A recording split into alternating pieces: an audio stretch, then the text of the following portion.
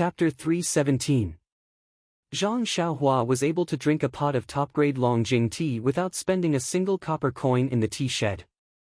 Regardless of whether these tea leaves were truly Longjing tea or whether he really needed to drink tea, the feeling of taking advantage of others was very satisfying for Zhang Xiaohua. Do you think I don't know what you're trying to do? Do you really think I'm an inexperienced young master? Hee, my face has been exposed to the wind and sun on this deserted island. Do you think I've become a pretty boy? Zhang Xiaohua touched his cheek and was somewhat pleased with himself. Just as he was about to withdraw his divine sense, he suddenly saw the scabby-headed Ji Xiaohua hastily running out from the side of the tea shed.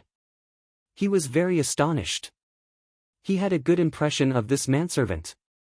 Of course, without the comparison of the shop assistant, Zhang Xiaohua might not have been able to see how outstanding this manservant was.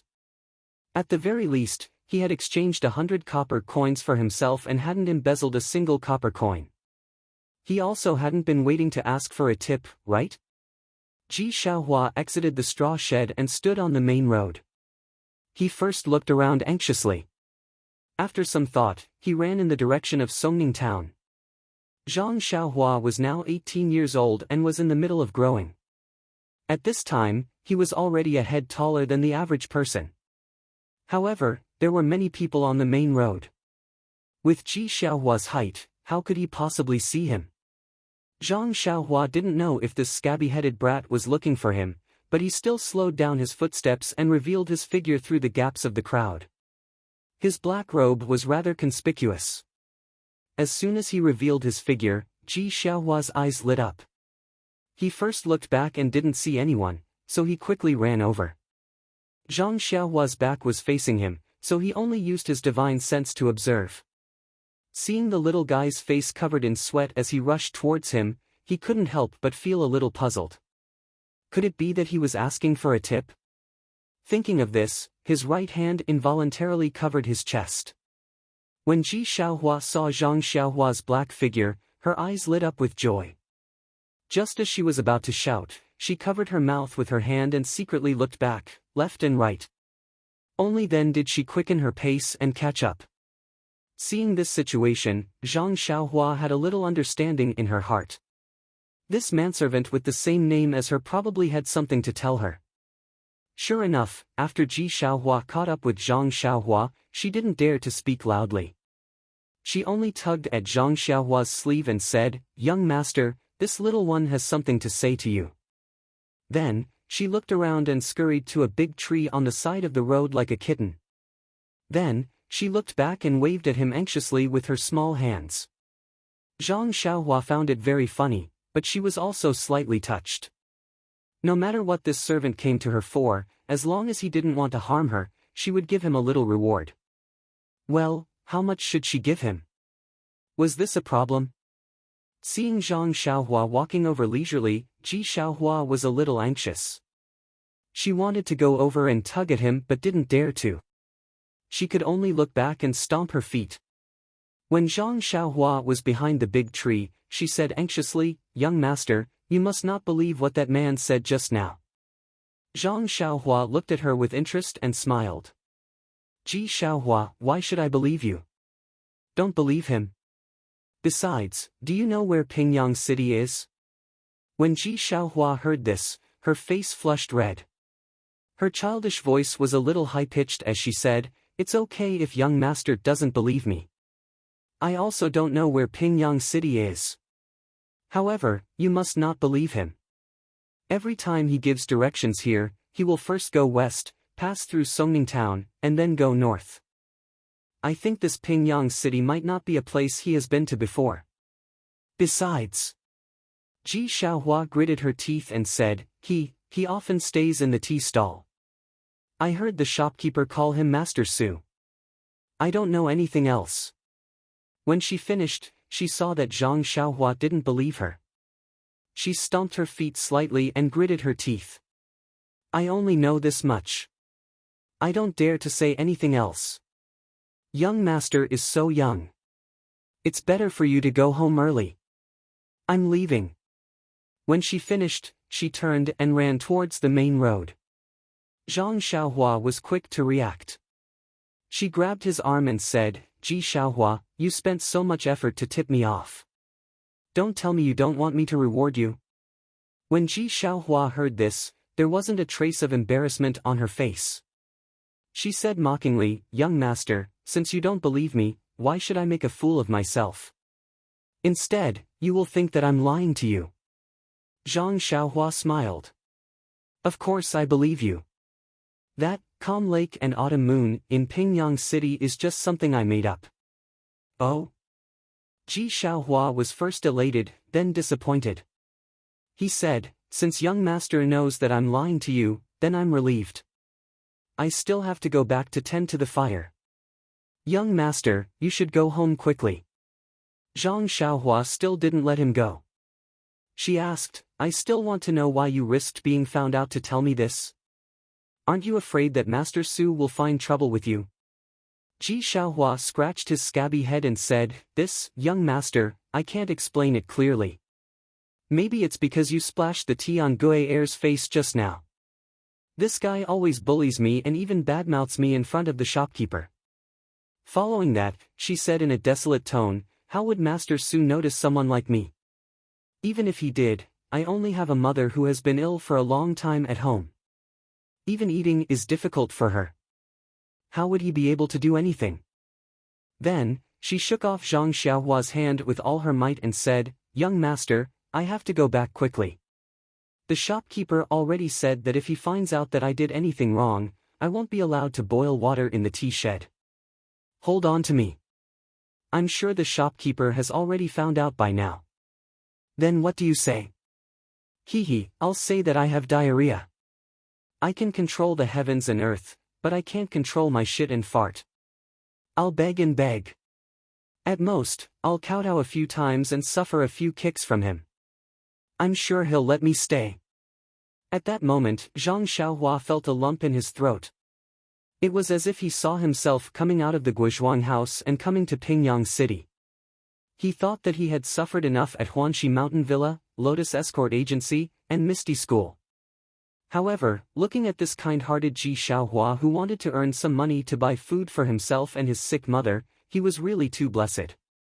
At least, he had his second brother Zhang Xiaohu to take care of him.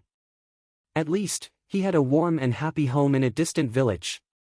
Following that, Zhang Xiaohua asked gently, Ji Xiaohua, how many copper coins do you get for boiling water in the tea shed for a day?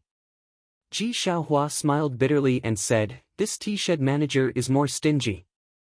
It's only 3 copper coins. Alright, young master, I'll go out quickly. If I'm any later, I won't be able to cover up this lie. After saying that, he wanted to run again. Zhang Xiaohua quickly grabbed him and said, Don't panic, don't panic. It's been hard on you to come here. How about this? Hearing this, Ji Xiaohua's eyes were filled with anticipation and shyness. Zhang Xiaohua looked at the child's round and clear eyes and said, You go back to the tea shed first. Tell the tea shed manager that you want to take a few days off. As for me, there's something that I want you to help me with. I'll give you 10 copper coins a day. What do you think? When Ji Xiaohua heard that he wanted him to go back to the tea shed first, his heart immediately sank. However, the words that followed made him extremely happy. He said, Really? Young master, what do you want? You actually want to give me 10 copper coins a day? And, you don't have to worry about this. Anyway, it's a very important matter. You go and take a leave first. This, young master, I won't do things like murder and arson. Do I look like that kind of person to you? Besides, can you do things like murder and arson? Ji Xiaohua grinned and said, Young master, please wait for a moment. I'll be back soon. Then, he ran out like a wisp of smoke. Not long after, he came back with a small cloth bag. Zhang Xiaohua smiled and said, You took a leave so easily. Ji Xiaohua said, That Gue Air has been watching me for a long time. Before I could say anything about taking a leave, I was chased out. I didn't even have to say the words that I thought of just now. After saying that, he opened the small cloth bag and took out a half-eaten thing that was the size of a fist. He took a hard bite and swallowed it with difficulty. He said vaguely, "It's a pity that I can't drink the boiled water in the tea shed." When he said that, Zhang Xiaohua's tears almost fell down. He chuckled and said, "Ji Xiaohua, I'm also hungry. Can you give me some to eat?" Ji Xiaohua said in surprise, "Young master, this thing, you can eat so much?" Zhang Xiaohua reached out and took a bite. Even though he grew up in the countryside and was used to living a hard life, he had never eaten food that was so hard to swallow. It was astringent and somewhat painful to the teeth. With Zhang Xiaohua's more than 10 years of farming experience, this was made with several kinds of grains and vegetables, as well as chaff and the like. Zhang Xiaohua slowly ate one bite at a time. Ji Xiaohua was stunned at the sight. This was his ration for the day, and it was actually eaten by a young master who lived in luxury. Although he said to eat one bite at a time, in fact, that thing was less than half a fist. Zhang Xiaohua finished it in 2 or 3 bites, but it was very hard to swallow. Even an immortal like Zhang Xiaohua also swallowed his saliva and carefully swallowed it. He really didn't know how this child usually ate. Seeing Zhang Xiaohua finish eating, Ji Xiaohua still hadn't woken up from his shock. Zhang Xiaohua walked over and patted his scabby head without any trace of politeness. He said, "Let's go, kid. Follow me to the city to do something." Ji Xiaohua was just 9 years old. His body hadn't grown up yet, and his height was only below Zhang Xiaohua's chest. This head patting was very easy. No wonder second brother always likes to pat my head. It's really interesting. Zhang Xiaohua thought so. Ji Xiaohua hurriedly put away the small package and hung it on his small arm. He said with a smile, "Young master, I wonder what you're doing in the city. Tell me about it first. I've already thought of a place to bring you." "Oh, right. Young master, I'll help you carry this crutch." After he finished speaking, he reached out to take the long sword in Zhang Xiaohua's hand. Zhang Xiaohua waved his hand and stopped him. He said, "You can't carry this thing. Let me carry it." "Young master, don't look at my young age. I've been very strong since I was young. I'm also a little famous in the South City. Otherwise, why would that tea shop owner hire me? I even helped them gather firewood." Chapter 318. You still collect firewood for them? Zhang Xiaohua was a little speechless. When he was young, he also went up the mountain to collect firewood. However, his eldest brother and second brother took turns to follow him and only gave him a small bundle of firewood to carry. That feeling was still fresh in his memory. That's right. Otherwise, their tea stall would have to spend another 2 copper coins to buy firewood. Xiaohua said with a smile. Seeing that there weren't many people around, Zhang Xiaohua's childlike innocence was aroused. He put the long sword on the road and said with a smile, "Then you carry it. If you can carry it, I'll give you an extra copper coin every day. However, if you can't carry it, I'll deduct a copper coin every day." "Ah! Really? Young master can't trick me." Zhang Xiaohua said, "How can I trick you? Carry it for me." Xiaohua went forward ecstatically. His small hand grabbed the middle of the long sword and tried to lift it up. However, the long sword didn't move at all on the ground. Xiaohua was shocked. He took the small bundle from his shoulder and walked to the side of the long sword. His 2 hands grabbed the 2 sides of the long sword and tried to lift it up. Unfortunately, even if he used all his strength and his small face turned red, the long sword still didn't move. At this time, Xiaohua realized how naive he was. His tears were about to fall. He was extremely regretful. Great, now he lost a copper coin a day. Then, he let go of his hand and picked up his small bundle. He lowered his head and said dejectedly, "Young master, this little one can't carry it. You can carry it yourself." Zhang Xiaohua looked at his appearance and laughed in his heart. He bent down and picked up the long sword and said, "Let's go. Bring me into the city." Xiaohua said weakly, "Yes, young master. Please follow me." Zhang Xiaohua saw this and said with a smile, Xiaohua Ji, don't mind it. I was just joking with you. Now I officially announce that I'll give you 11 copper coins every day. Ah! It's true. Ji Xiaohua beamed with joy and said, young master is such a good person. When Zhang Xiaohua heard this, she frowned slightly and said, can you not call me young master? That's why it sounds so weird.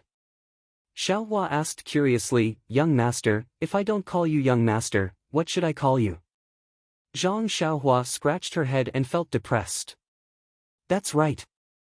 What should Ji Xiaohua call her? Forget it. Call me if you want. Zhang Xiaohua waved his hand helplessly. Alright, young master, please come with me. With that, Ji Xiaohua happily led Zhang Xiaohua along the main road towards Songning town. However, just as they entered the town, Zhang Xiaohua keenly noticed the sweat on Ji Xiaohua's forehead.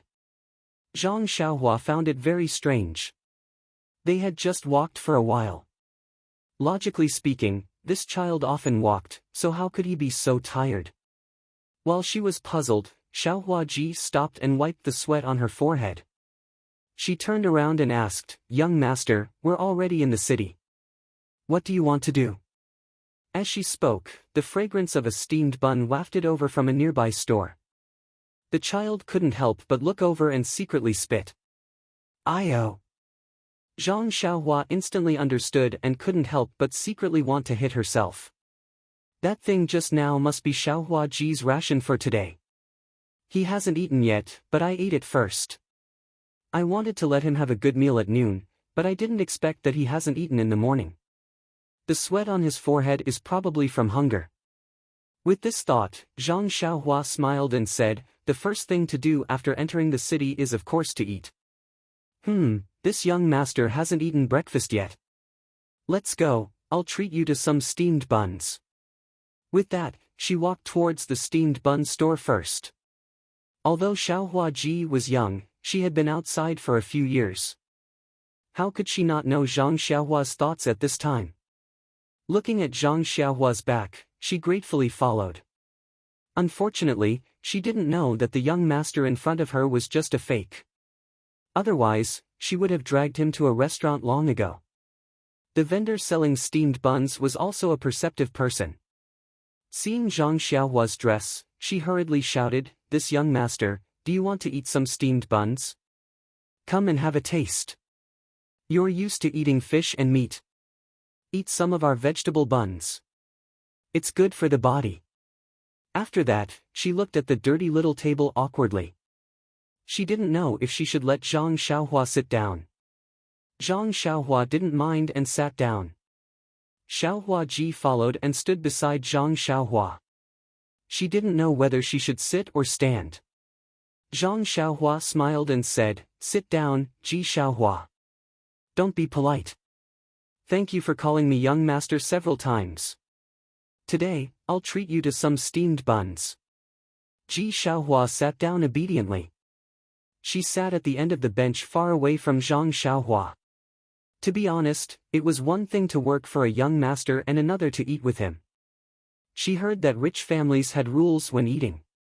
This was the first time she ate with a young master. Moreover, they were eating meat buns that she had been craving for. How could she not be careful?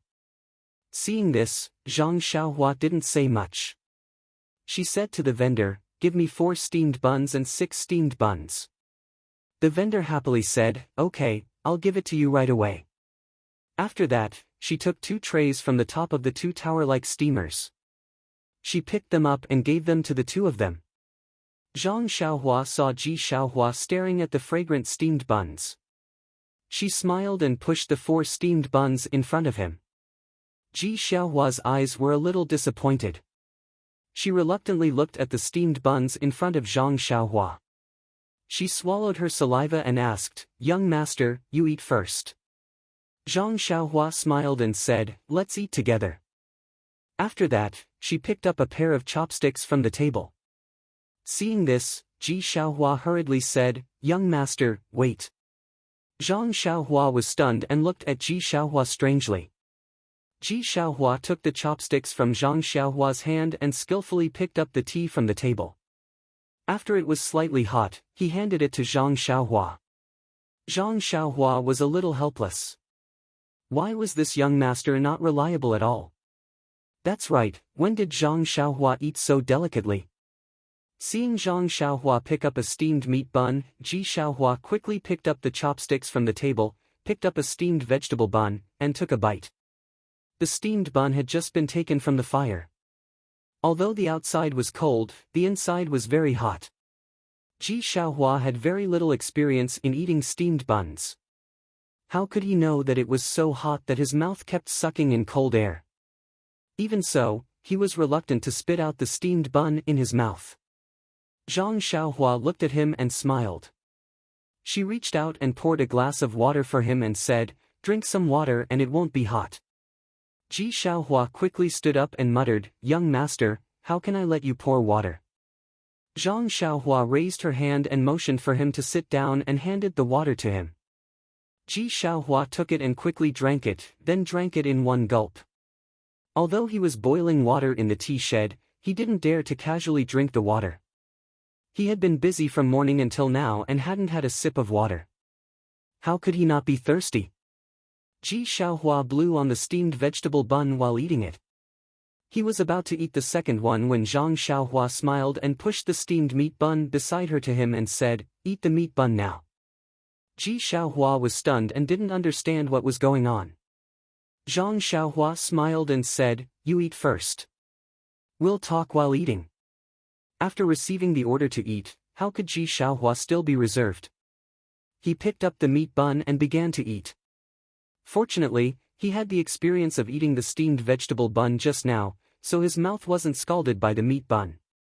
Zhang Xiaohua saw that he was eating happily and said, "When I was young, the first time I ate a meat bun, I scalded my mouth and had diarrhea.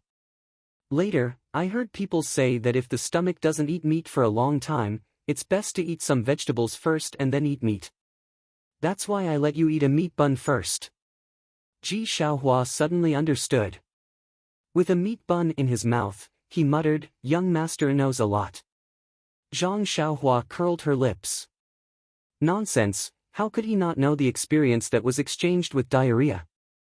After Ji Xiaohua ate 3 meat buns, Zhang Xiaohua didn't let him eat anymore and said, "Okay, if you eat too much, your stomach will feel uncomfortable.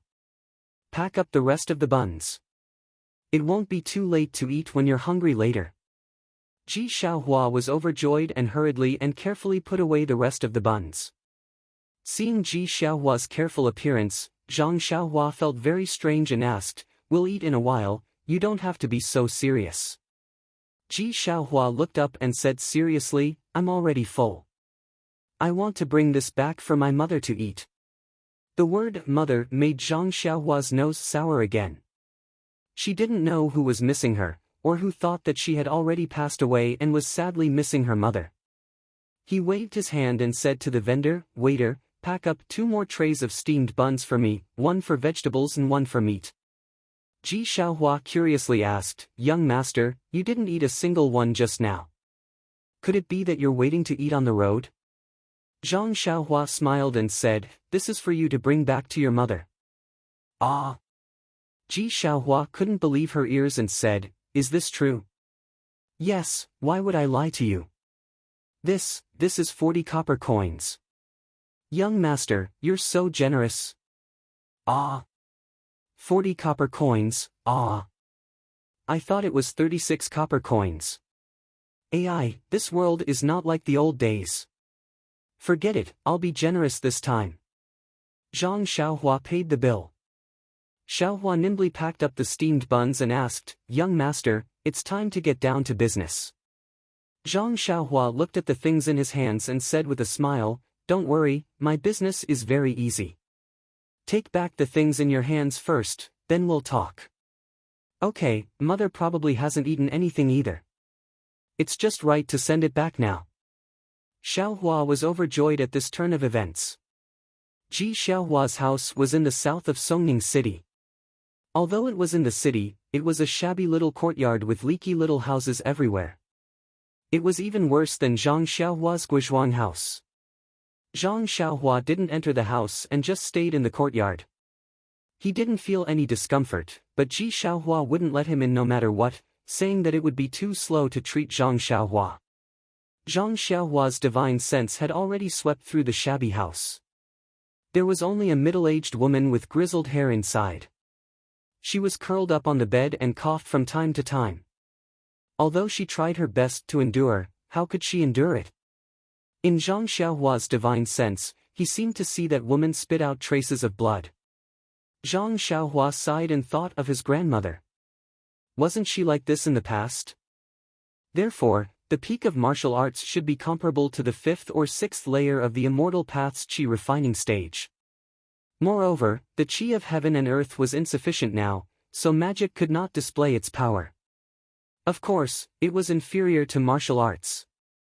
Of course, Zhang Xiaohua now felt that he couldn't compare with Peng, Chang Gung, and the others, but he was belittling himself. He already had the earth escape, the fire escape, and the flying sword. He was already in an invincible position. If he couldn't beat them, he could escape. There was also a tourist who said that Zhang Xiaohua's strength was amazing. It should be the effect of the wrist guard. Why didn't I mention it in the book? I think that other books write it so clearly. It's obvious that it's like some TV dramas nowadays, treating the audience as everything needs to be explained or narrated. I'm afraid that the audience doesn't understand or know, so I didn't write it. Actually, the readers are very smart. Even if I didn't mention it, wouldn't the tourists know? Oh right, I also forgot the martial arts moves. First, it highlighted that Zhang Xiaohua's martial arts practice was different. Second, if a few words could explain the moves, then there would be no need for a master to teach.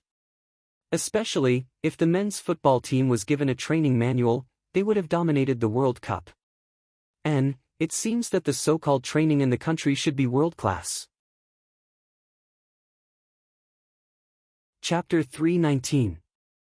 Zhang Xiaohua held a long sword in her hand and crossed her hands in front of her body. She looked up at the many white clouds floating in the sky. No one knew what she was thinking. Xiaohua Ji took the steamed buns and happily walked into the small house.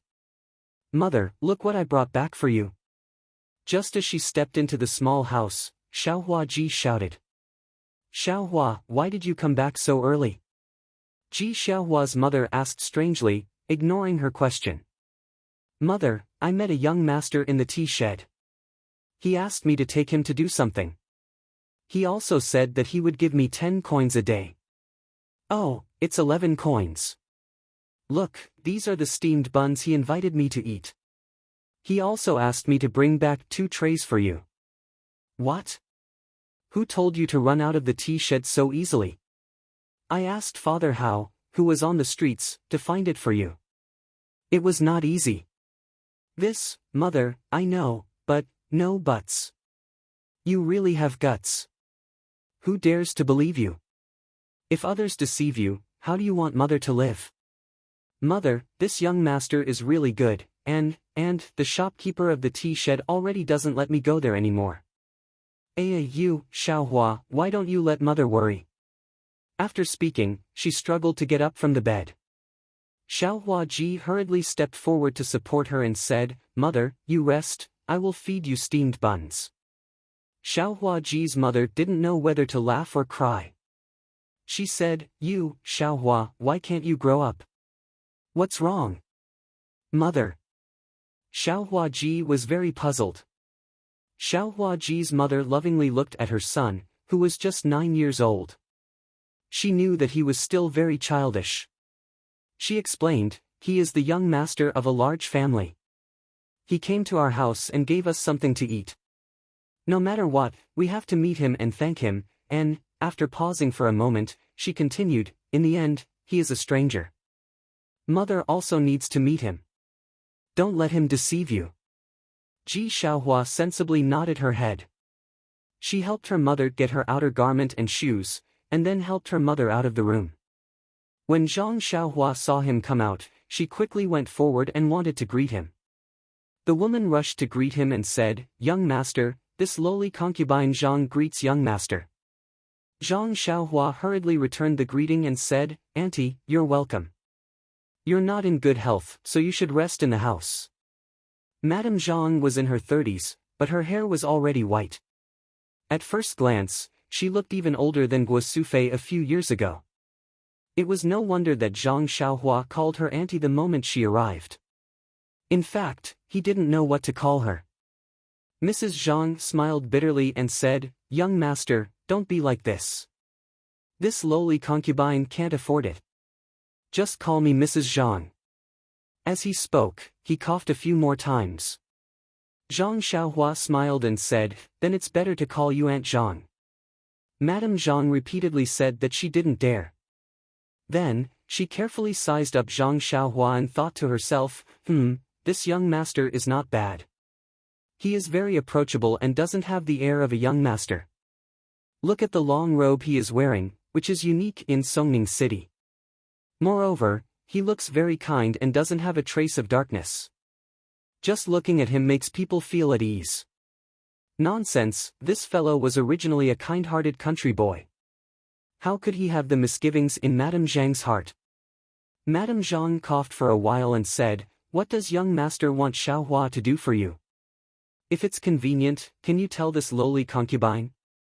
When Zhang Xiaohua heard the two words, Xiaohua, he felt both strange and familiar.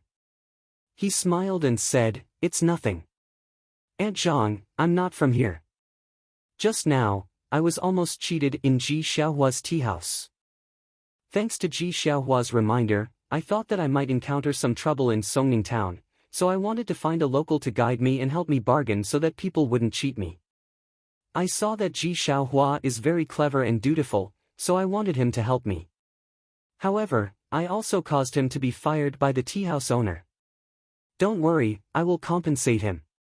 Zhang Xiaohua kept saying Ji Xiaohua, but he couldn't say the two words Xiaohua no matter what.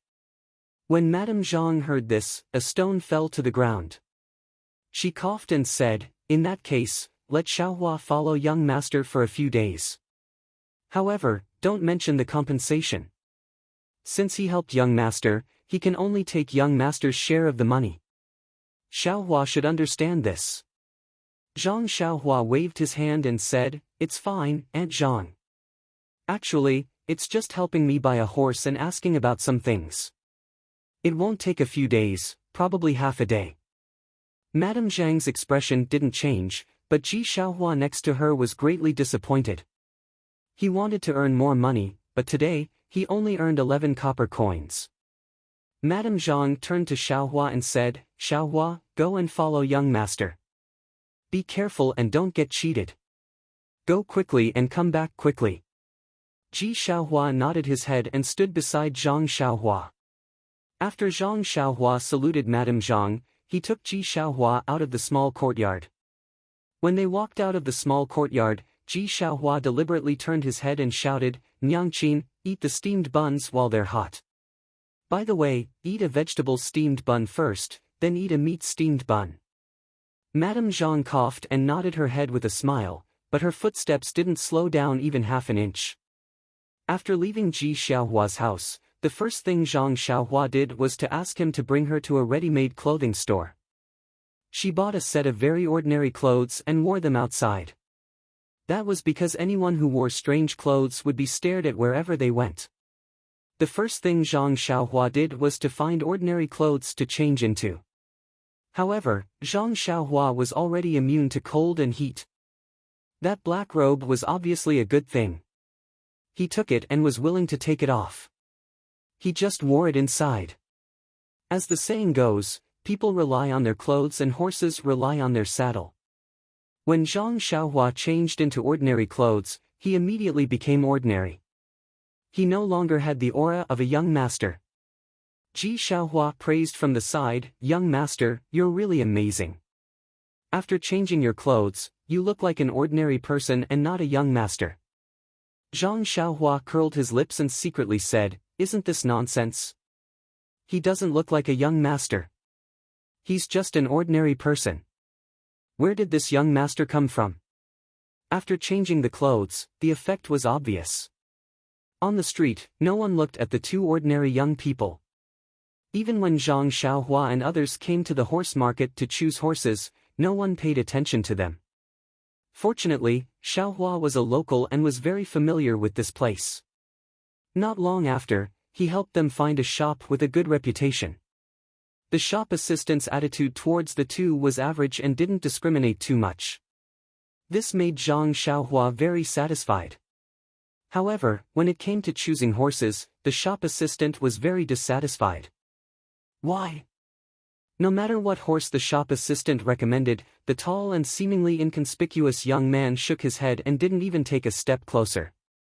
After looking at 8 horses in a row, the shop assistant was very tired. Even Xiaohua, who was standing at the side and preparing to help bargain, was full of doubts. In the end, the shop assistant couldn't take it anymore and asked, "Brother, are you here to make trouble or to buy horses? I've already taken 8 horses, and you said no after taking a look. You didn't even walk close. How do you know that it's not to your liking?"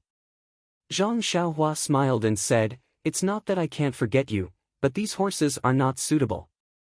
The horses I want are not ordinary horses." The shop assistant was surprised and said, "If it's not an ordinary flattery, then what should it be like?" After thinking, Zhang Xiaohua said, "It should be the kind that can carry heavy loads." Heavy loads? The shop assistant was stunned and said, "How heavy should it be?" "Oh, 3 to 4,000 caddies." "What? 3 to 4,000 caddies, not 3 to 400 caddies?" The shop assistant said in disbelief, "Are you sure?" Zhang Xiaohua smiled bitterly and said, "Yes, it's 1,000 caddies, not 100 caddies." The shop assistant shook his head like a rattledrum and said, "That's impossible. I've never heard of a horse that can carry 3 to 4,000 caddies.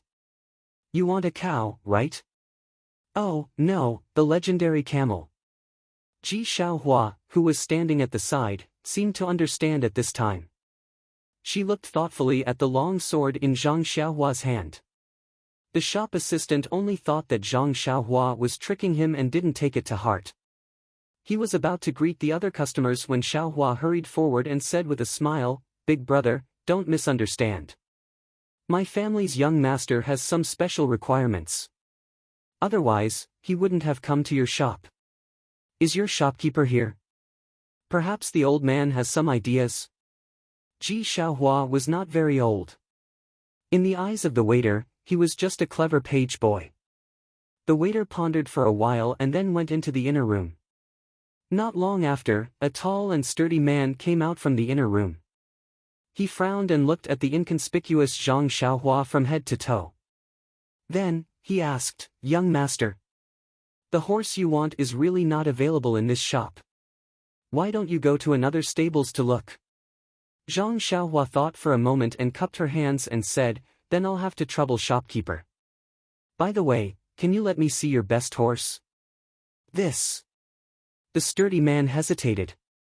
Ji Xiaohua smiled and said, "Shopkeeper, don't be afraid. If it suits my family's young master, you will be rewarded. Quickly go and bring it over." When Zhang Xiaohua heard this, she also understood the shopkeeper's meaning.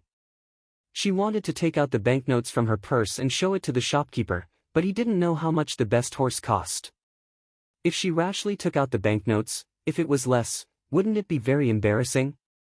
Seeing Ji Xiaohua deal with it so calmly, she pursed her lips and smiled without saying anything. The sturdy man hesitated for a moment and said with a smile, "It's okay. I just want to take a look.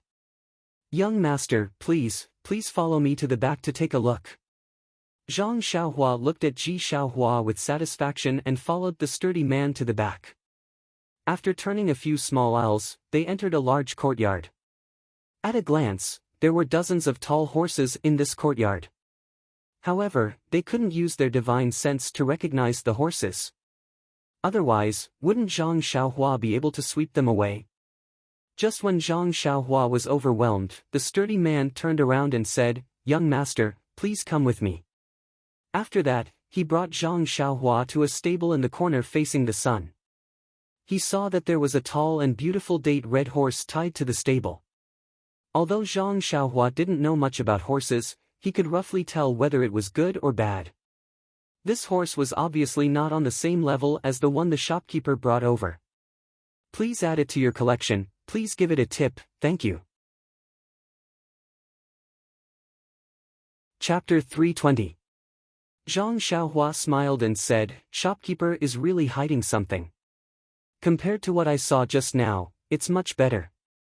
The man was not embarrassed as he laughed and said, "This kind of horse is my favorite, how could I casually give it away? If it wasn't for the fact that young master really loves horses and sincerely asked for it, how could I bear to part with it? Bullshit, isn't it just to buy more money? How do I look like someone who loves horses? I just want to find a horse that can carry a sword." Hey hey! Zhang Xiaohua silently cursed in her heart. Zhang Xiaohua smiled and said, "I don't know if this one can come closer to take a look." The man said, "Of course, but young master should be careful. This horse's temper is very fierce and it won't submit to people. It wasn't easy for this one to subdue it." Zhang Xiaohua waved her hand, indicating that it was fine. She slowly walked closer. This was a good horse with a fat body. It could be seen at a glance. Seeing Zhang Xiaohua walk closer, the horse's eyes revealed a vigilant look. Its hind legs also trembled, eager to try. When Zhang Xiaohua saw this, she stopped and turned her head to ask, "Shopkeeper, can I touch it?" The man smiled and said, "Of course you can." He quickly walked in front of the date red horse and took the reins. He used his hand to comb the horse's mane and the horse immediately became docile. However, its hooves kept kicking the ground as if it was warning Zhang Xiaohua. When Zhang Xiaohua saw this, she walked in front of the horse and stroked the back of the date red horse. The mane was very soft and very comfortable to touch.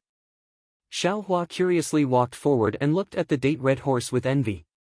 Zhang Xiaohua stroked it for a while and then gave a look to Ji Xiaohua. Ji Xiaohua was stunned, but she immediately understood. She walked behind the man and asked, "Shopkeeper, this one has something to ask." When the man heard this, he unconsciously turned around and said, "Little brother, what is the problem? But please tell me." While he was turning around, Zhang Xiaohua exerted force with her hands. The date red horse's legs went soft and it almost fell to the ground. Then it raised its head and let out a sad neigh. Zhang Xiaohua quickly pulled back her hands and put them behind her back. Before the burly man could finish his question, he heard the neigh of a horse. His expression changed and he quickly turned around. At this time, the date red horse had already stood up. Its forelegs were slightly trembling and its head was shaking uneasily. It looked at Zhang Xiaohua with eyes full of fear. Zhang Xiaohua stood aside with her arms folded, looking like she had nothing to do with it. The burly man looked at the restless date red horse and then looked at Zhang Xiaohua's tall and thin figure. She looked harmless to humans and animals.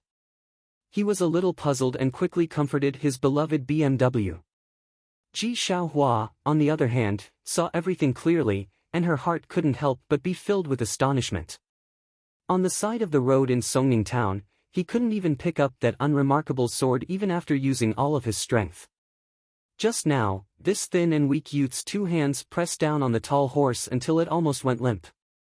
In addition, he had just said that he could carry a horse that weighed several thousand jin. He wasn't a fool, so how could he not know about this youth's strange state? When the burly man turned around, Ji Xiaohua's heart calmed down a little. "Little brother, do you have any questions that I need to answer?" This. Ji Xiaohua had an idea and said, "I wonder what price the shopkeeper will give for this divine horse." When the shopkeeper heard this, he immediately became spirited and mysteriously stretched out a finger. Ji Xiaohua let out a sigh of relief and said with a smile, 10 taels of silver. Although Ji Xiaohua also grew up in the southern part of the city, she had only seen other people's transactions from afar and didn't know the specific market price. She only felt that the high price of 10 taels of silver was already out of her expectations. Zhang Xiaohua had never bought anything before, but the last time he bought a long sword from He Tianshu, he had spent 7 taels of silver. How could this handsome date red horse only be worth 10 taels of silver? However, she already didn't plan on buying this horse, so she didn't say anything. When the shopkeeper heard this, his expression slightly changed and he said with a smile, "Little brother really knows how to joke. A mere 10 taels of silver can only buy a mule. How can it buy this BMW? Ah! Could it be that you want 100 taels?" Ji Xiaohua clenched her teeth and said a number that she couldn't imagine. "No, no." The shopkeeper shook his head. "Oh, it's less than 100 taels. Little brother, you're wrong. It's 1,000 taels." The shopkeeper said to Ji Xiaohua with a smile, but his eyes looked at Zhang Xiaohua. Zhang Xiaohua was also shocked and secretly said, "It's quite dark. It's better to rob." You. Ji Xiaohua didn't know what to say and only used her little finger to point at the brawny man. Seeing this, Zhang Xiaohua didn't plan to stay any longer. She smiled and cupped her hands. "Shopkeeper, thank you for showing us such a divine horse. It's a pity that I don't have enough money. It's better to go to another store to have a look." After saying that, he smiled and led Ji Xiaohua back the way they came. Seeing this, the shopkeeper hurriedly followed and said, "Young master, if you don't have enough cash, you can let the waiter follow you back to get it." Seeing that Zhang Xiaohua ignored him, he said, "Well, seeing that young master really wants to buy it, I have to reluctantly give it up. 800 taels, I can't go any lower. Young master, what do you think?" After that, he actually followed Zhang Xiaohua and lowered the price again and again until it was 200 taels. Zhang Xiaohua actually didn't know how much the horse was worth. She just made up her mind not to buy it. She let the shopkeeper keep lowering the price, but she didn't say anything. Finally, when they reached the door, the shopkeeper was anxious and said, "Young master, how much are you willing to pay?" Zhang Xiaohua stopped and wanted to haggle with him for 10 taels. But after thinking about it, why bother? It wasn't easy for others to buy it. She didn't plan to buy it. Why did she have to tease him? Thinking of this, she shook her head with a smile and went straight out. Seeing Zhang Xiaohua like this, the shopkeeper didn't chase after her. He shrugged, changed his expression, and continued to do his business. Zhang Xiaohua walked for a while with Ji Xiaohua. Suddenly, she stopped and asked, "Ji Xiaohua, aren't you leading me? Why did you let me walk in front?" When Ji Xiaohua heard this, she hurriedly smiled apologetically and said, "Young master walked very fast. This little one couldn't catch up." After saying this, she hurriedly walked in front and led Zhang Xiaohua to another place. At this moment, in Ji Xiaohua's eyes, Zhang Xiaohua was no longer a kind-hearted and good-natured hedonistic son of rich parents. Instead, he was a person covered in a mysterious halo. After walking for a while, as expected, there was the sound of a horse neighing again. However, Ji Xiaohua turned around and said, "Young master, the Jade Gate Horse Company we just went to is the largest in Songning town and has the best reputation. If there isn't anything to your liking, I reckon that the other two places don't have it either." Zhang Xiaohua nodded and said, "I was careless. I didn't think that the horse couldn't bear the weight." Ji Xiaohua was speechless. This sentence sounded a bit like a young master's. Indeed, the other two places didn't have as many horses as the previous one. The horses didn't look as good as the previous one and the starting price was even higher. Zhang Xiaohua couldn't be bothered to try it out. After a few words, he left. When Ji Xiaohua saw that she didn't help Zhang Xiaohua, she was unhappy and walked with her head lowered. Looking at the sun in the sky, Ji Xiaohua forced a smile and said, "Young master, what do you think is next?" Seeing that Ji Xiaohua wasn't happy, Zhang Xiaohua smiled and said, "The next thing is simple. I want to know how to get to Pingyang City or Lu Town. Where do you think I should go?" When Ji Xiaohua heard this, she thought for a while and said with a smile, "This little one knows. Young master, please follow me." After saying this, she brought Zhang Xiaohua to the front of a tea house.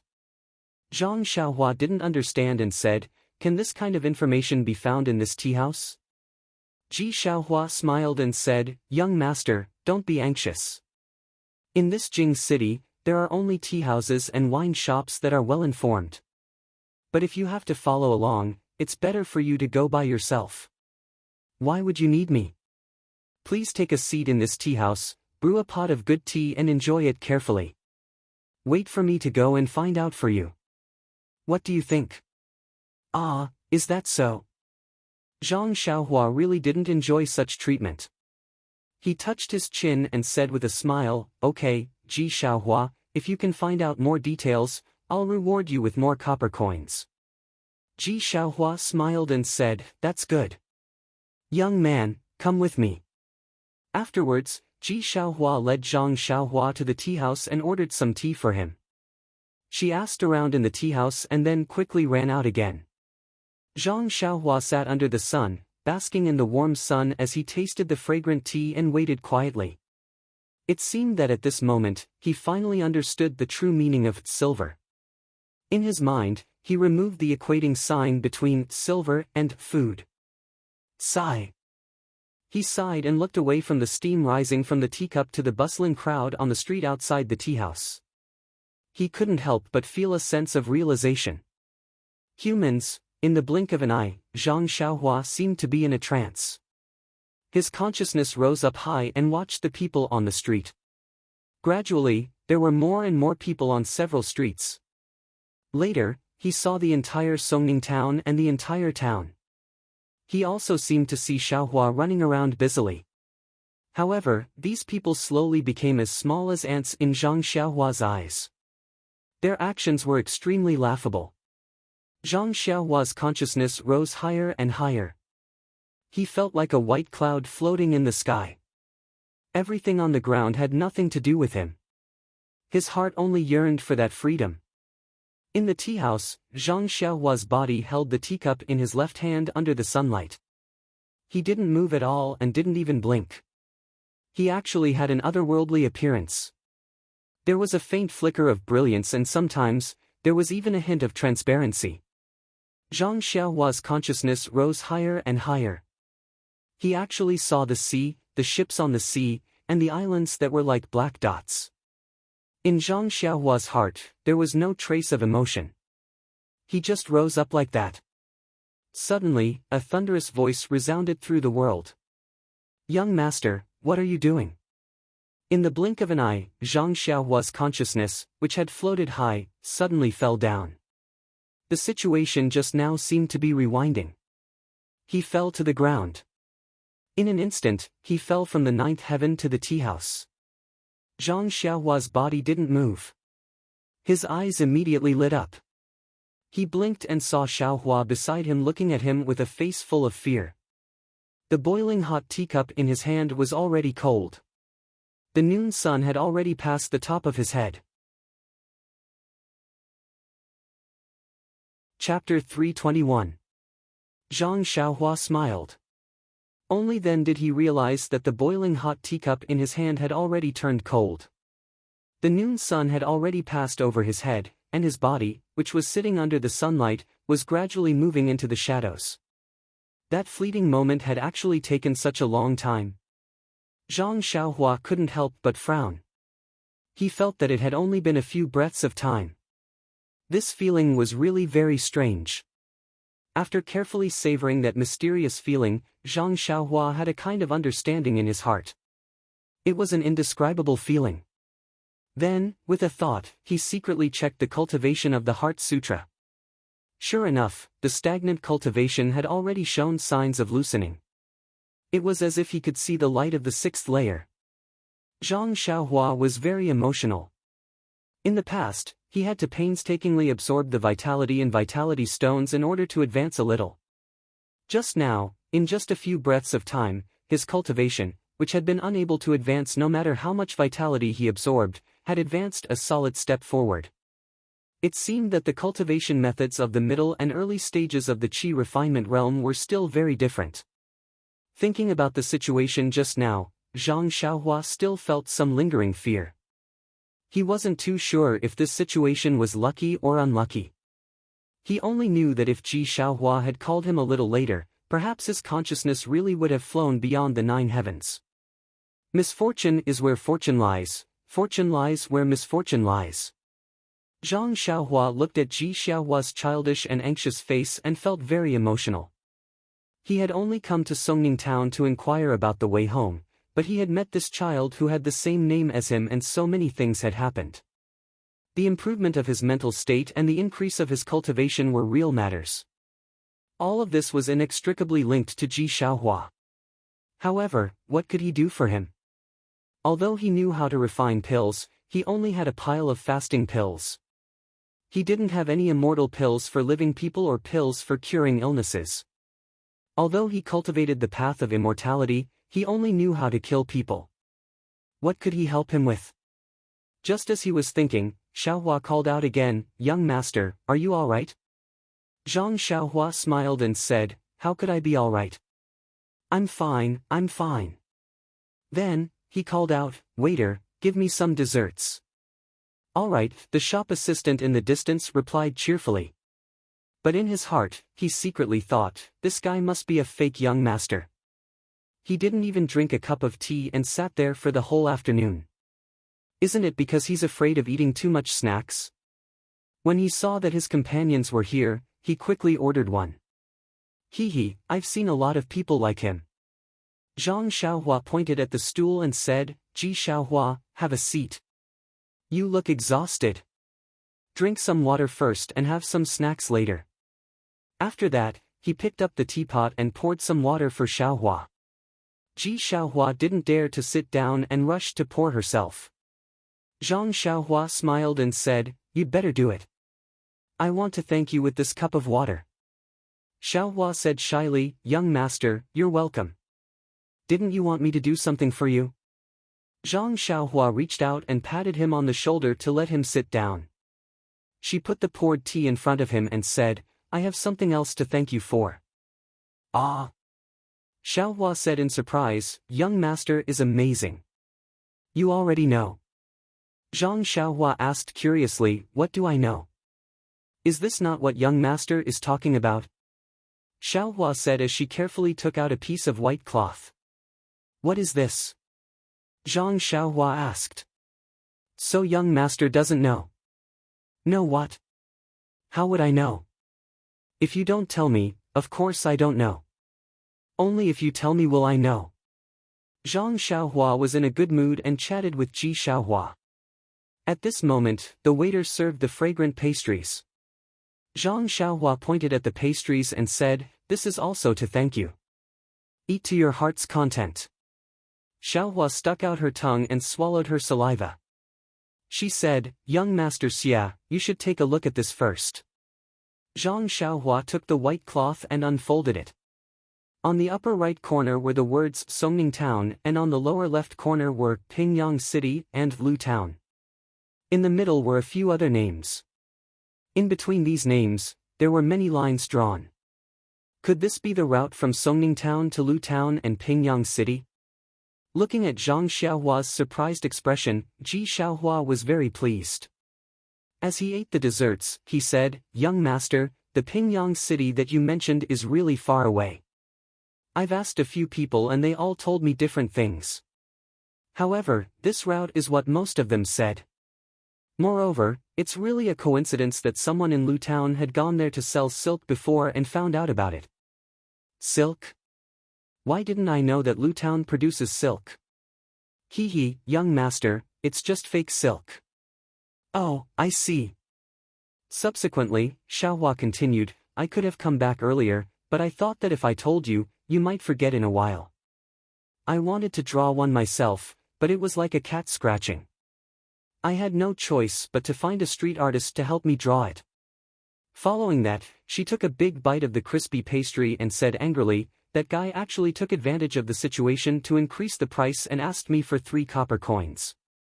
It's more expensive than a New Year's painting." "Oh, young master, I'll pay for these 3 copper coins. You don't have to worry about it.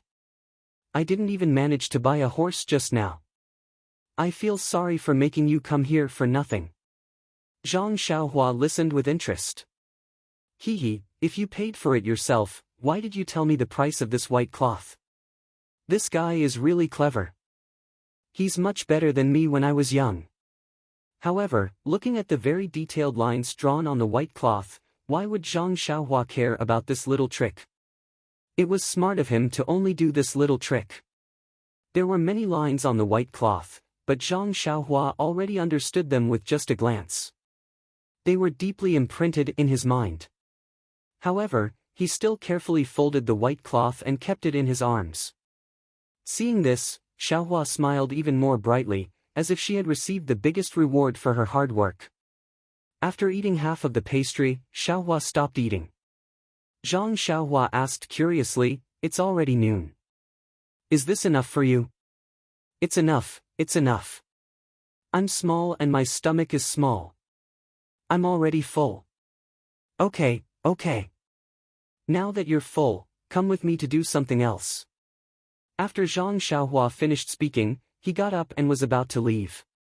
At this moment, Xiaohua asked softly, "Young master, can I take the rest of the pastry away?" Zhang Xiaohua stared blankly and said repeatedly, "Yes, of course you can." Xiaohua hurriedly took out a very clean handkerchief from his arms and carefully wrapped up the remaining pastry, keeping it in his arms. Zhang Xiaohua smiled and didn't say anything, letting the waiter settle the bill. After leaving, Xiaohua asked, "Young master, where are we going next?" "A bank." Songning Town was different from Lu Town. It was close to the harbor and had a very developed business. There were several banks alone. Zhang Xiaohua didn't care about it, so Ji Xiaohua went to the nearest one. This bank wasn't big and had few customers, which suited Zhang Xiaohua very well. Unlike other places, the bank didn't have any waiter to serve customers, only a tall counter. It was Zhang Xiaohua's first time coming to this kind of place. Looking at Ji Xiaohua, who was also looking around, it must be her first time as well. Zhang Xiaohua looked at the solemn old man behind the counter, took out a banknote, and handed it over. The old man with a grizzled beard was expressionless. He reached out to take it, but when he opened it, he frowned. That's right. Most of the customers who came to the bank would exchange large amounts of silver for banknotes for convenience of carrying around, or exchange banknotes for silver. The bank would take a cut from each transaction. Only when the amount was large would it be worth it. Although this small bank was small in scale, the banknotes that the old man saw were mostly in the hundreds and thousands of denominations. None of them were like the banknotes in front of him, which were only 5 taels. 5 taels was fine, but this banknote wasn't issued by his own bank. If it wasn't a banknote from his family, the old man could refuse to exchange it. However, the bank that issued the banknotes was a rather large one. Although the head office of this bank was far away, it had an alliance with his family. Thus, he had to exchange it for the old man. Furthermore, he couldn't ask for more. The old man thought for a while, then went through the necessary procedures with Zhang Xiaohua, and put the 5 taels of silver on the counter. Zhang Xiaohua was about to say something, but the old man said first, "I'll have to trouble this customer to pay a fee of 1 tael of silver first." 1 tael of silver? Fee? Zhang Xiaohua was stunned and said, "I give you banknotes, and you give me silver. Why should I pay you a fee?" The old man was helpless. Seeing that there weren't many customers in the bank, he patiently explained the details.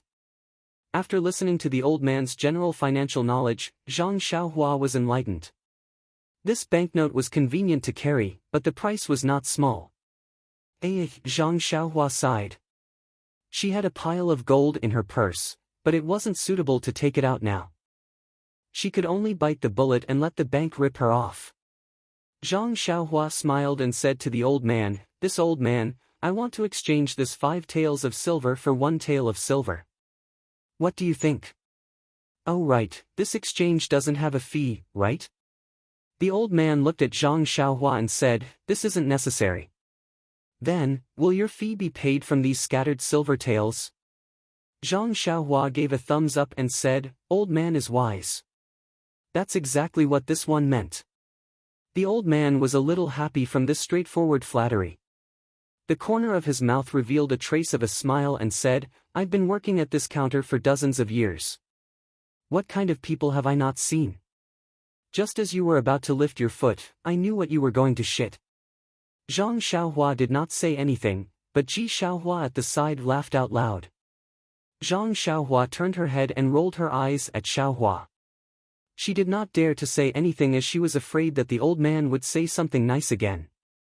When the old man placed the scattered silver taels on the counter, Zhang Xiaohua smiled and said, "Old man, if I exchange these silver taels for other shares, such as copper coins, will there be no fee?"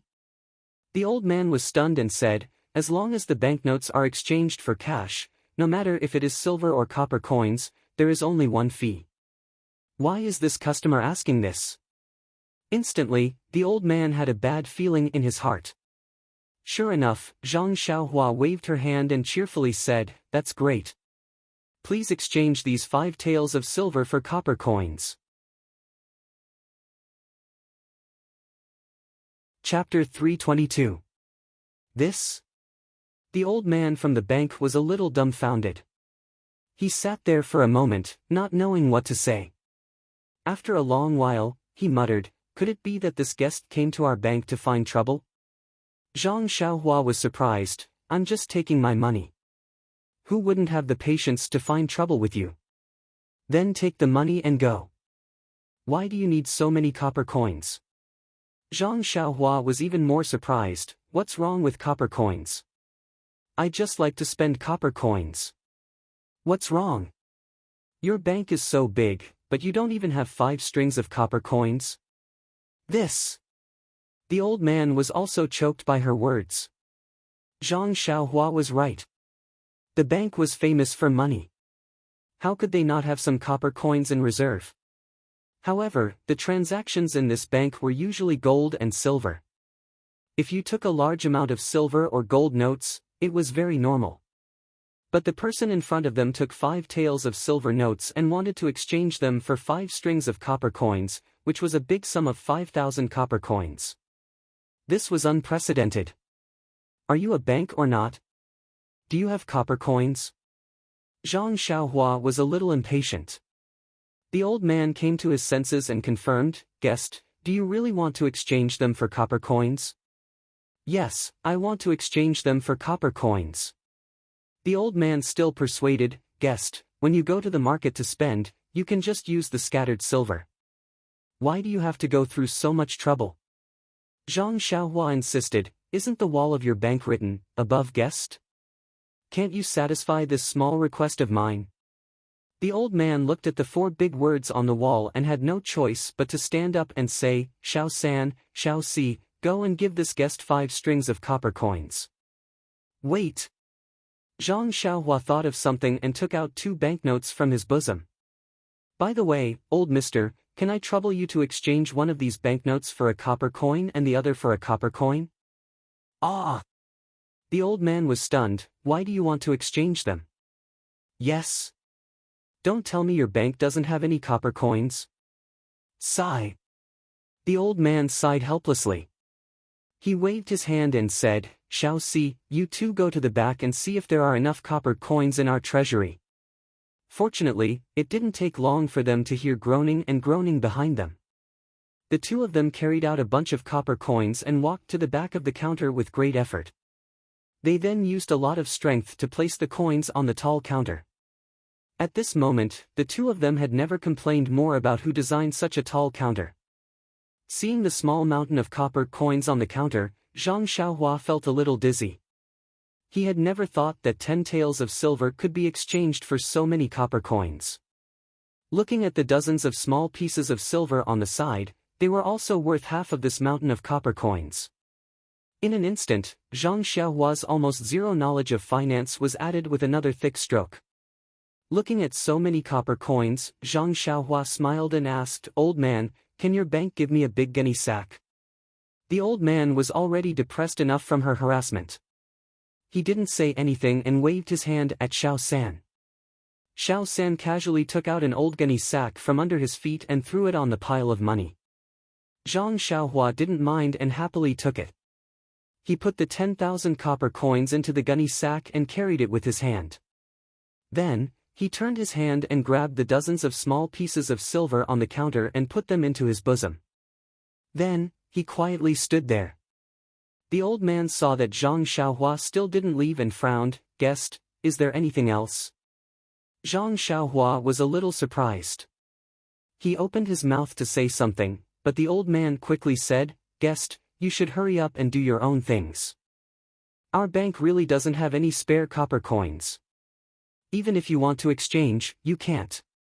Hearing this, Zhang Xiaohua chuckled and said, Since you really don't have any, I won't exchange. However, your bank should carry more copper coins. Maybe I will exchange them tomorrow.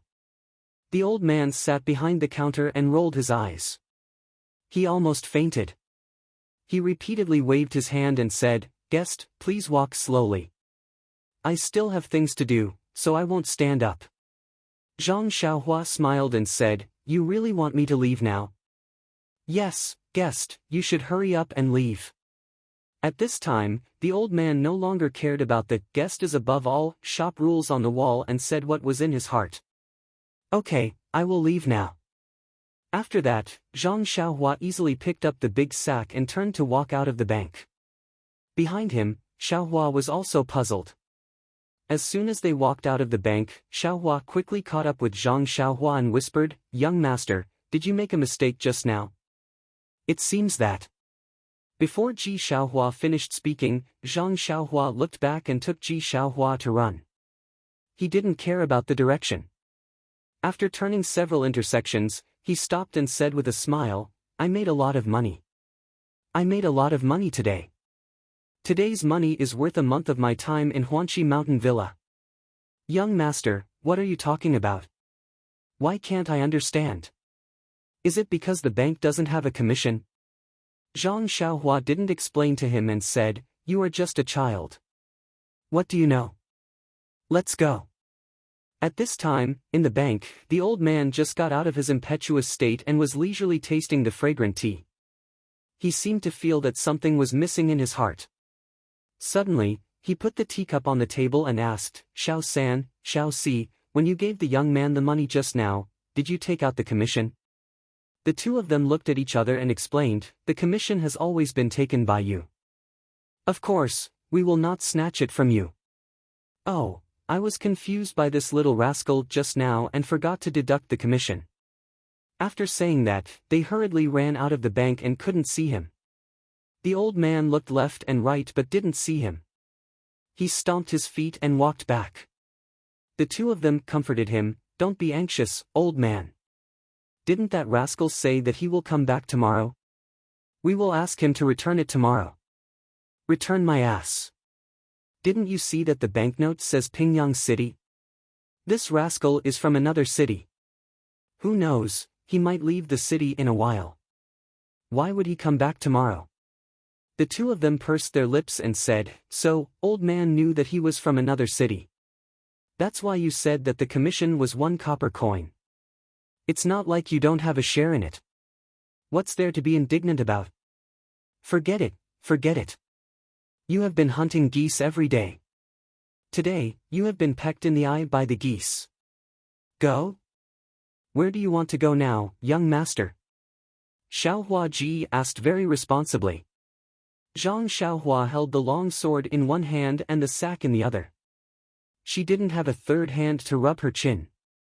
She thought for a while and said, Let's go to your house first. Go to my house? Xiaohua Ji didn't understand. However, she still listened to Zhang Xiaohua Ji's words and turned to lead the way.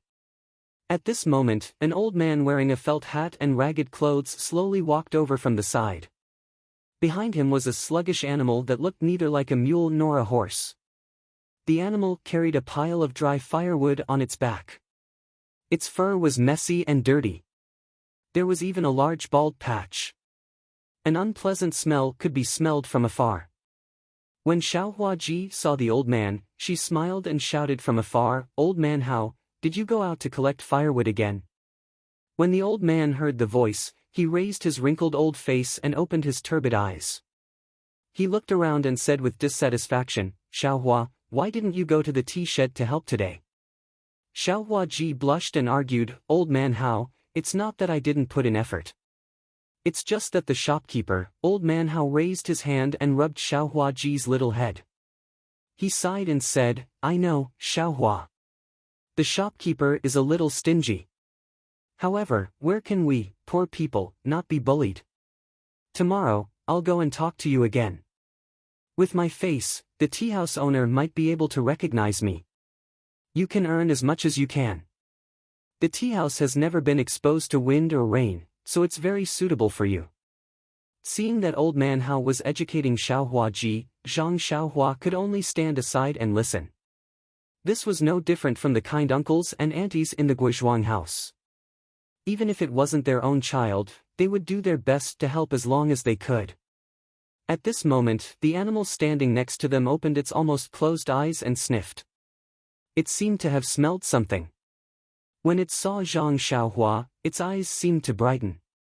Therefore, it dragged its feet and walked to Zhang Xiaohua. It raised its head and put its strange head in front of her. Although the animal smelled a little strange, Zhang Xiaohua grew up in the countryside. How could she be afraid of this? Zhang Xiaohua threw the sack on the ground and raised her hand to stroke the animal's head. The animal seemed to enjoy it very much. It even stuck out its tongue and licked Zhang Xiaohua's hand. Zhang Xiaohua felt itchy and very comfortable. When she looked at the animal's eyes again, Zhang Xiaohua was stunned. The animal's eyes seemed to be filled with longing, desire, and expectation. Zhang Xiaohua couldn't believe it. She rubbed her eyes with her hand. When she looked carefully again, sure enough, the half-closed and listless eyes were now wide open and quietly looking at her. The animal's eyes seemed to be intelligent and seemed to be transmitting its thoughts. At this moment, Zhang Xiaohua remembered to look carefully at the strange animal. The animal's face looked like a horse's. It was long, but there were two protrusions on its head, which seemed to be like antlers. Its hooves were large, similar to a cow's, or even larger. The big tail behind it was like a donkey's. This strange animal looked like a deer, but it was not a deer. It looked like a horse, but it was not a horse. It looked like a cow, but it was not a cow. It looked like a donkey, but it was not a donkey. What was it? Xiaohua listened to Father Hao's lecture. When she saw the animal licking Zhang Xiaohua's hand, she quickly went up and said, "Young master, stay away. Don't dirty your clothes." But when she saw that Zhang Xiaohua didn't seem to mind at all, she smiled and said, "Young master, Huan is the cutest. It's gentle and won't bite. You probably haven't come into contact with animals. Huan seems to like you very much." Then, she said embarrassedly, "Although Huan smells, it will be very clean after washing. If you don't like it, I can wash it away now." Only then did Father Hao notice Zhang Xiaohua next to Xiaohua. He asked, "This young master is?" Ji Xiaohua told him the purpose of Zhang Xiaohua's visit. Father Hao smiled and nodded. Chapter 323. Huan. Zhang Xiaohua looked at this dirty, strange animal with several bald patches of fur. She couldn't help but smile. She stroked the horns on Huan's head. Those were two bald horns. Ji Xiaohua saw that Zhang Xiaohua didn't dislike Huan and became happier. Zhang Xiaohua was about to ask him, but old man Hao said, "Xiaohua, you accompany the young master. I'll take Huan back." Xiaohua smiled and said, "The young master said he wanted to go to my house. Let's go together." Then she turned to Zhang Xiaohua and said, "Young master, put your sack on the firewood. Huan is very strong. She can carry it." Hearing this, Zhang Xiaohua's heart moved. She didn't show anything strange on her face. She reached out to pick up the sack from the ground and put it on Huan's back. Sure enough, the animal didn't seem to feel anything. As the three walked, Ji Xiaohua told Zhang Xiaohua about Huan. It turned out that Huan didn't belong to old man Hao. Last year, when Xiaohua went to the mountain forest outside the city to collect firewood, she picked it up from a ravine. When Ji Xiaohua met Huan, the horns on Huan's head had been cut off. There were also a few arrows on its body, leaving a lot of blood. It didn't look like it would live. Ji Xiaohua happened to have some wound medicine with her. She applied it on Huan and brought it back little by little from the mountain forest. However, Ji Xiaohua and Madame Zhang weren't good at raising animals, so they handed it over to Old Man Hao. After treatment, it was finally saved. Ji Xiaohua named it Huan. Xiaohua's family didn't usually need this animal, so they left it with Old Man Hao. Every day, it would help Old Man Hao carry some things. During the busy farming season, it would also help other people in the fields. At this point, Xiaohua's heart also moved, and she said sincerely, "Young master, Huan is very good at carrying things, but I don't know if it's to your liking. However, it's not like a horse, it's good at running, and if you ride it." At this point, he couldn't continue. He really hoped that his Huan could help Zhang Xiaohua, but if Zhang Xiaohua really rode this thing that was neither a donkey nor a horse, wouldn't she be ridiculed to death? Huan seemed to be able to understand Xiaohua's words and was extremely unhappy. She struggled against the reins in his hands and let out a long cry to express her objection. Xiaohua Ji quickly patted Huan's back to express her sympathy. Zhang Xiaohua was also depressed. Yes, who didn't like to wear bright clothes, ride a tall horse, and swagger through the streets? But even a tall horse couldn't carry a long sword. Even if Huan could carry a long sword, if it couldn't run as fast as a tall horse, what use would he have for it? Right now, I just want to find a proper way to go home. Carrying such a heavy sword, even if I take a carriage, it's still inconvenient.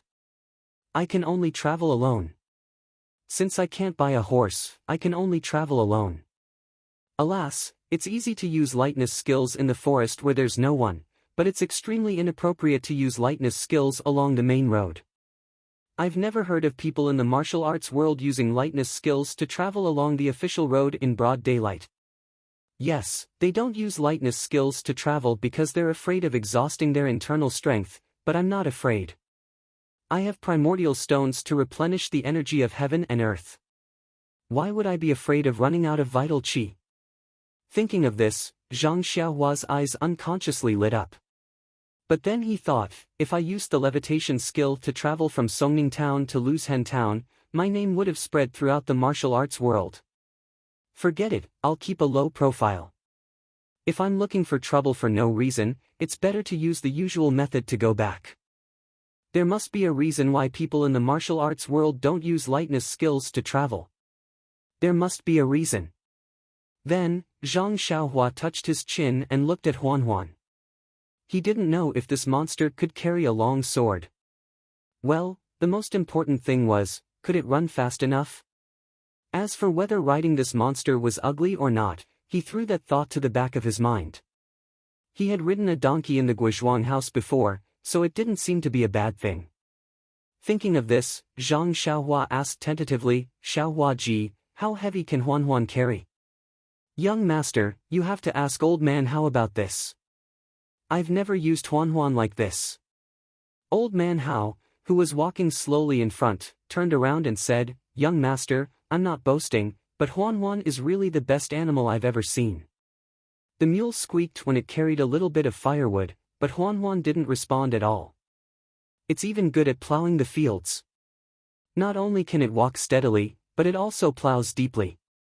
It often does the work of other cows for 2 days. Several farmers near the city want to buy it, but Xiaohua is unwilling to part with it. That's why I've been keeping it. After saying that, he sighed and said, "Actually, young master, to tell you the truth, how can this old man not know Xiaohua's thoughts? My house is so bare. If I have Huan as my companion, it won't seem lonely.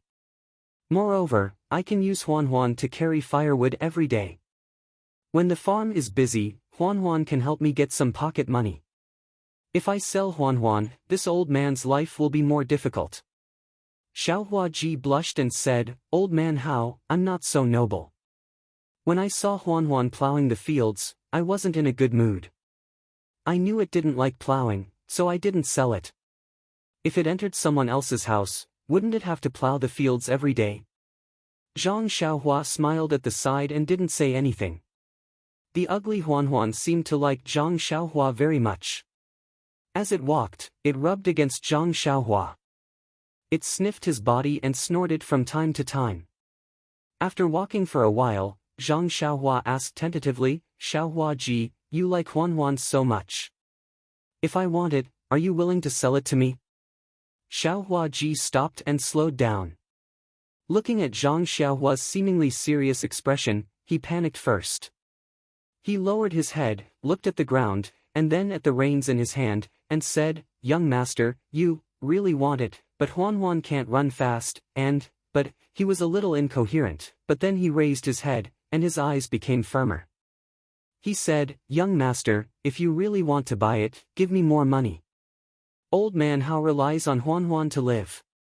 It seemed that Xiaohua ji really didn't want to part with this ugly animal. His words were a little incoherent, but his heart couldn't stand Zhang Xiaohua. At the last moment, he was a little ruthless and made a decision. However, ordinary people would think that the previous refusal was just for the sake of the final increase in the price. After all, this animal was his, and old man Hao was just raising it for him. However, from the short contact just half a day ago, Zhang Xiaohua knew that although the scabby child in front of him loved money, he wasn't greedy. The last sentence was indeed the main point of his words, but it was indeed his heartfelt words.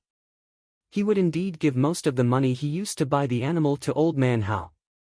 Therefore, Zhang Xiaohua asked again, "Xiaohua ji, but Huan is yours. Why did you give the money to old man Hao?" Xiaohua ji also asked strangely, "Young master, although Huan is mine, I can't raise it. Old man Hao is helping me raise it. I have to give the money to old man Hao. What's so strange about this?" Zhang Xiaohua blinked, touched her nose, and thought, what a good child. Old man Hao, who was next to them, became vigilant and asked, "Young master, what do you want this animal for? Your family doesn't lack animals to farm, and you don't have to worry about the family's land. Why make the child unhappy?" Zhang Xiaohua quickly said, "Old man Hao, don't blame me. I was just joking with Xiaohua ji. What I need is a fast horse. This ugly animal isn't a horse. What do I want it for? Don't you think so, Xiaohua ji?" Hearing this, Xiaohua ji said embarrassedly, "Young master, are you really joking with me?" Seeing Zhang Xiaohua ji nodding affirmatively, she was relieved and said with a smile, "I really thought that young master liked Huan. Look at its rotten body. How can it be worthy of young master?" While speaking, her eyes were a little absent-minded and flashed with guilt. She quickened her steps and led Huan forward. Not long after, the three of them arrived at the south of the city. Old man Hao's house was close to the street, but it was also shabby. The inside was even dirtier and smelled very bad. It was even worse than Ji Xiaohua's house. Zhang Xiaohua didn't care. She stood at the door and took down the sack on Huan's back. When she wanted to help with the firewood, Xiaohua ji wouldn't let her. She could only watch them, one old and one young, move the big bundle of firewood from Huan's back with difficulty. I don't know how old man Hao got the firewood on Huan's back outside the city. Zhang Xiaohua ji sighed. When Ji Xiaohua ji led Huan to the corner of the courtyard where flies were everywhere and the stench was endless, Huan wasn't as docile as usual. It stood on all fours like nails. No matter how hard Ji Xiaohua ji tried, she couldn't move it at all. Later, old man Hao also joined in. The two of them tried together, but the odd beast only shook its head left and right. Its eyes stared at Zhang Xiaohua at the door and didn't move. Zhang Xiaohua also looked at it in surprise. Just now on the street, he read Huan's emotions. Perhaps it was just a momentary illusion. At this moment, the desire and unwillingness in Huan's eyes were reflected in Zhang Xiaohua's eyes.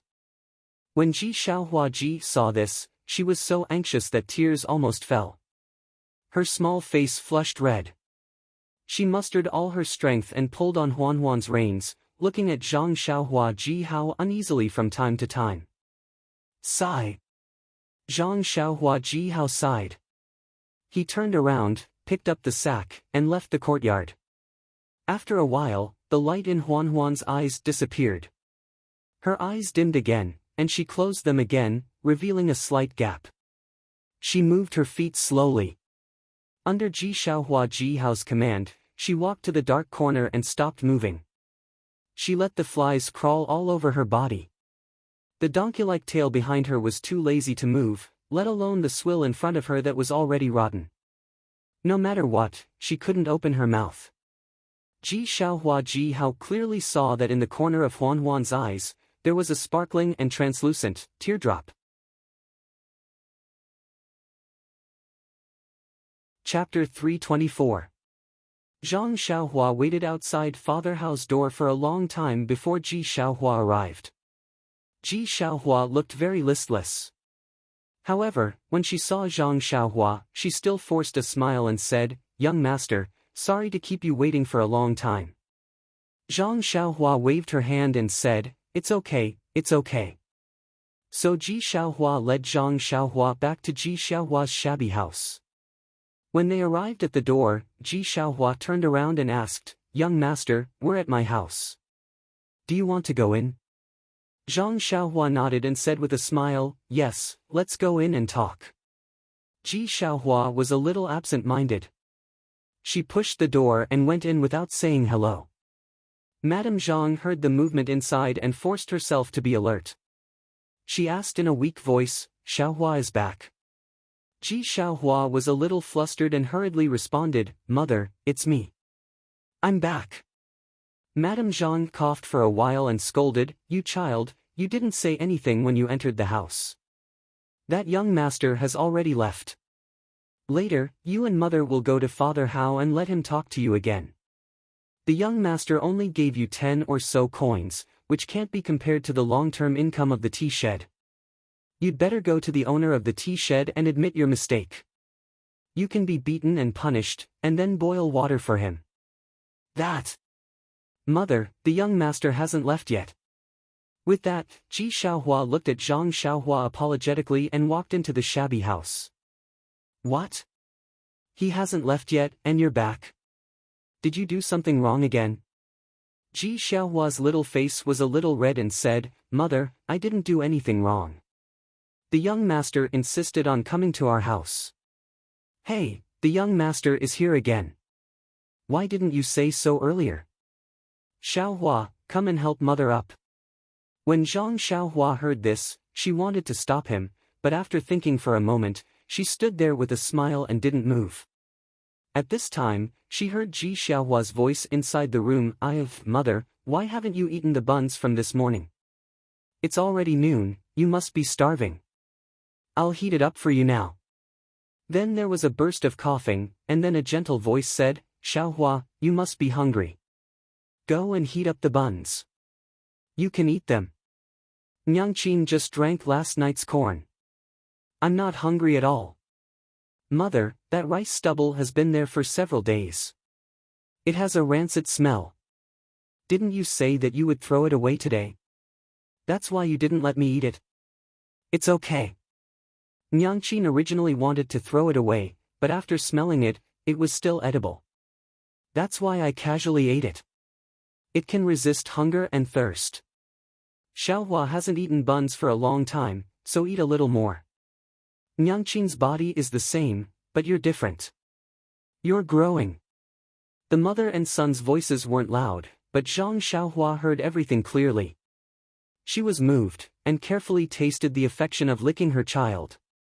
In this world, the mother's love for her son was really the same. She couldn't help but think of her distant mother. Inside the room, Xiaohua said again, "Nyangqin, try it. This is a snack from Tasting Tea Pavilion. The young master ate it at noon. I brought back the rest. Nyangqin doesn't want to eat. You eat it. Nyangqin ate it when she was young.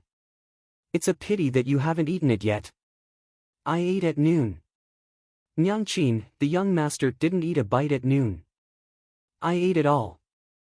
Nyangqin, quickly eat a bite." After saying that, Xiaohua took out a piece from the neatly wrapped handkerchief and put it in front of her mother's mouth. Mrs. Zhang shook her head and said, "Xiaohua, you eat it. Otherwise, you can eat it at night." Nyangqin doesn't feel well and doesn't want to eat it. Xiaohua was a little angry, so she said, Nyangqin, I know you can eat, but you want me to eat more. However, I'm already 9 years old. I'm no longer a child. Don't lie to me. If you don't eat, I won't eat. Seeing Xiaohua like this, Mrs. Zhang's tears almost fell. She forced a smile and said, Okay, Xiaohua, good girl. Nyangqin will eat a bite, okay? Xiaohua, good girl. Inside the room, Ji Xiaohua didn't feel much, but outside the room, Zhang Xiaohua's heart was touched. When she was young, didn't her grandmother call her like this? For a moment, Zhang Xiaohua's eyes were blurred. Her homesickness became stronger. She wished she had wings on her back. With just one flap, she could return to the Guozhuang house and plant new soil for her grandmother's lonely small grave. Therefore, Zhang Xiaohua coughed a little in the courtyard and said, Auntie, can you come out for a moment and talk in the courtyard? When Mrs. Zhang heard this, she hurriedly said, Young master, please wait a moment. This lowly concubine will go out immediately. Young master has been waiting in the courtyard for a long time.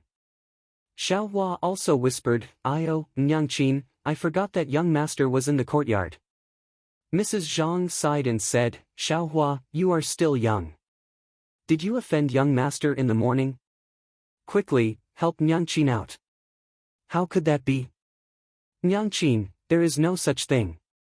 Xiaohua felt very wronged. You are just a child. If you didn't offend him, would young master come here? Mrs. Zhang didn't believe Xiaohua. As soon as they went out, Mrs. Zhang apologized, Young master, did Xiaohua offend young master in the morning? Or did she do something wrong? This lowly concubine will apologize on her behalf. Zhang Xiaohua hurriedly returned the courtesy and said, Auntie is too polite. I really didn't. Xiaohua is a good child. I am very satisfied with her. I came here to say goodbye to you. I also have something to tell you. Mrs. Zhang felt strange, but she still politely asked, Young master, you don't have to be polite. If this lowly concubine or Xiaohua can help, we will definitely help. Zhang Xiaohua thought for a while, organized her words, and then said, It's like this, Auntie. Xiaohua helped me a lot in the morning. He was very considerate. It was far beyond my imagination. Originally, I told him that I will give him 11 copper coins, but I suddenly changed my mind. When Mrs. Zhang heard this, she was somewhat puzzled. She thought, it's fine if you don't want to give money. But why did you say that my son did a good job? But if you want to give more, you should give him some tips. I really don't understand. She saluted again and said, Young master is too polite. If Xiaohua didn't take care of him well, you shouldn't give him any copper coins. Besides, you gave him steamed buns and snacks at noon. It's more than enough to pay for his salary. Zhang Xiaohua wrinkled her nose and said, Auntie, you misunderstood. I just want to give Xiaohua more money. Mrs. Zhang smiled and said, Young master, you don't have to. Didn't I just say that you already treat my family's Xiaohua well, so you don't need to spend too much money?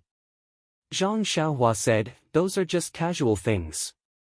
I have to thank Xiaohua for what he did for me. You don't have to refuse. Mrs. Zhang smiled and said, In that case, this lowly concubine won't refuse. Xiaohua, come and thank the young master. Xiaohua stepped forward and saluted Zhang Xiaohua, Thank you, young master. Zhang Xiaohua nodded and said, You don't have to be too polite. Xiaohua, I'm very satisfied with what you did this morning. You wrote the route in detail. How can I let you pay for those copper coins? When Xiaohua heard this, her face became a little hot. Zhang Xiaohua continued to say, Your mother's health isn't good, so you have to take care of her at home. That's right, it's best to let the doctor in the medical hall diagnose your mother. If she's always like this, how can her body withstand it? When Mrs. Zhang and Xiaohua heard this, they both smiled bitterly. Then, Zhang Xiaohua threw the huge sack in her hand in the courtyard with a peng sound. She took out the small bag of silver coins that she just exchanged and handed it over. She said, "Auntie, this is what I want to give to Xiaohua. You can take it." Ah! Mrs. Zhang and Xiaohua were dumbfounded. Zhang Xiaohua looked at them and explained, "I originally wanted to give Xiaohua banknotes, but I thought that it would be suspicious for a child to take out banknotes. Moreover, if you have ingots of silver at home, wouldn't it be easy to attract trouble? That's why I went to the bank with Xiaohua and exchanged them for copper coins. There are 10 strings of coins in this sack and 5 taels of silver coins in this small cloth bag." Oh, when we were exchanging, Xiaohua was also present. He knows that these small taels of silver won't bring you any trouble. That's right. Based on Zhang Xiaohua's experience in Lutown and Pingyang City, there were bound to be sinister people in this world. If Ji Xiaohua and Madame Zhang went out with 5 taels of silver, they would probably be targeted by some bullies or scoundrels before they could spend it. She was kind enough to help them, but she did not want to bring disaster to them for no reason. "Young master, you went to the bank to exchange copper coins for me?" Xiaohua looked at the unfamiliar young master in front of her in disbelief. She did not even know his name. "Yes, do you think that I have nothing better to do and exchange copper coins for fun? This thing is very heavy. It's 10,000 copper coins and you didn't even help me carry it," Zhang Xiaohua said jokingly. Young master Xiaohua did not know what to say. "No. Young master, we can't accept this money." When Mrs. Zhang saw this, she did not hesitate and said resolutely, "I still want to bring Xiaohua with me. Please don't be like this." Zhang Xiaohua knew that Mrs. Zhang had misunderstood and smiled, "Auntie, you misunderstand. I have no intention of bringing Xiaohua with me. He also knows that my home is not here and I still have a long way to go. Moreover, to be honest, I'm not some rich young master and don't need anyone to serve me. So don't worry, Xiaohua will still be by your side. But, young master, you are so kind to us. Why, are you doing this for us?" Mrs. Zhang really did not understand. If it was an older person, she could understand that it was because he coveted her beauty. Not to mention that her appearance was not outstanding, this young master was still too young. If he wanted to buy her child was not worth so much money. She didn't want to take the money, but the poor had no ambition. She deeply understood the difficulties of a poor family. It was one thing for her to suffer, but she had to watch her child go out before dawn every day and come back late at night. Her child was bullied in other people's tea shed. Although he didn't say anything, she still heard his cries at night and felt pain in her heart.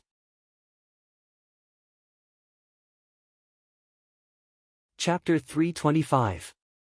But now, right in front of her, someone suddenly threw out so much money for no reason. He only said that he would give it to them without asking for anything in return. How could she refuse? In fact, even if this person had some ulterior motives, she would still consider it carefully. But the young man in front of her actually said that this was a free lunch. Madame Zhang felt like she was hit in the head by a pie in the sky. And she felt dizzy. She tried her best to stop coughing and stared straight at the young man who was taller than her by a head. She stared at his pure eyes. After a long while, she felt a little disappointed. Those pure eyes were like the white blue sky. And even clearer than the blue sky. In that purity, she could see the hot blood in the young man's heart. This time, Madame Zhang really believed that this young man didn't ask for anything in return. She just somewhat believed. Xiaohua, who was next to him, excitedly confirmed again, "Young master, you really want to give all this money to this little one? Really?" Zhang Xiaohua turned his head to look at the young man with a scabby head and said with a smile, "Of course, it's true. When you came to the tea house to eat snacks, I had already decided." When Xiaohua heard this, he jumped up in an instant and cried, "Young master, I'm sorry, I was wrong, I misunderstood you. Wait, really, wait." After that, he shook off his mother's hand and rushed out of the yard. "Xiaohua!" Madame Zhang shouted loudly. She didn't know what her son did wrong and what he was going to do. Zhang Xiaohua was also surprised at first, but after all, he had his divine sense. After a slight sweep, the corner of his mouth showed a trace of a smile. Seeing her son run out, Madame Zhang coughed for a while and asked, "Young master, there is no free lunch in this world. Do you really want to give us so much money for no reason?"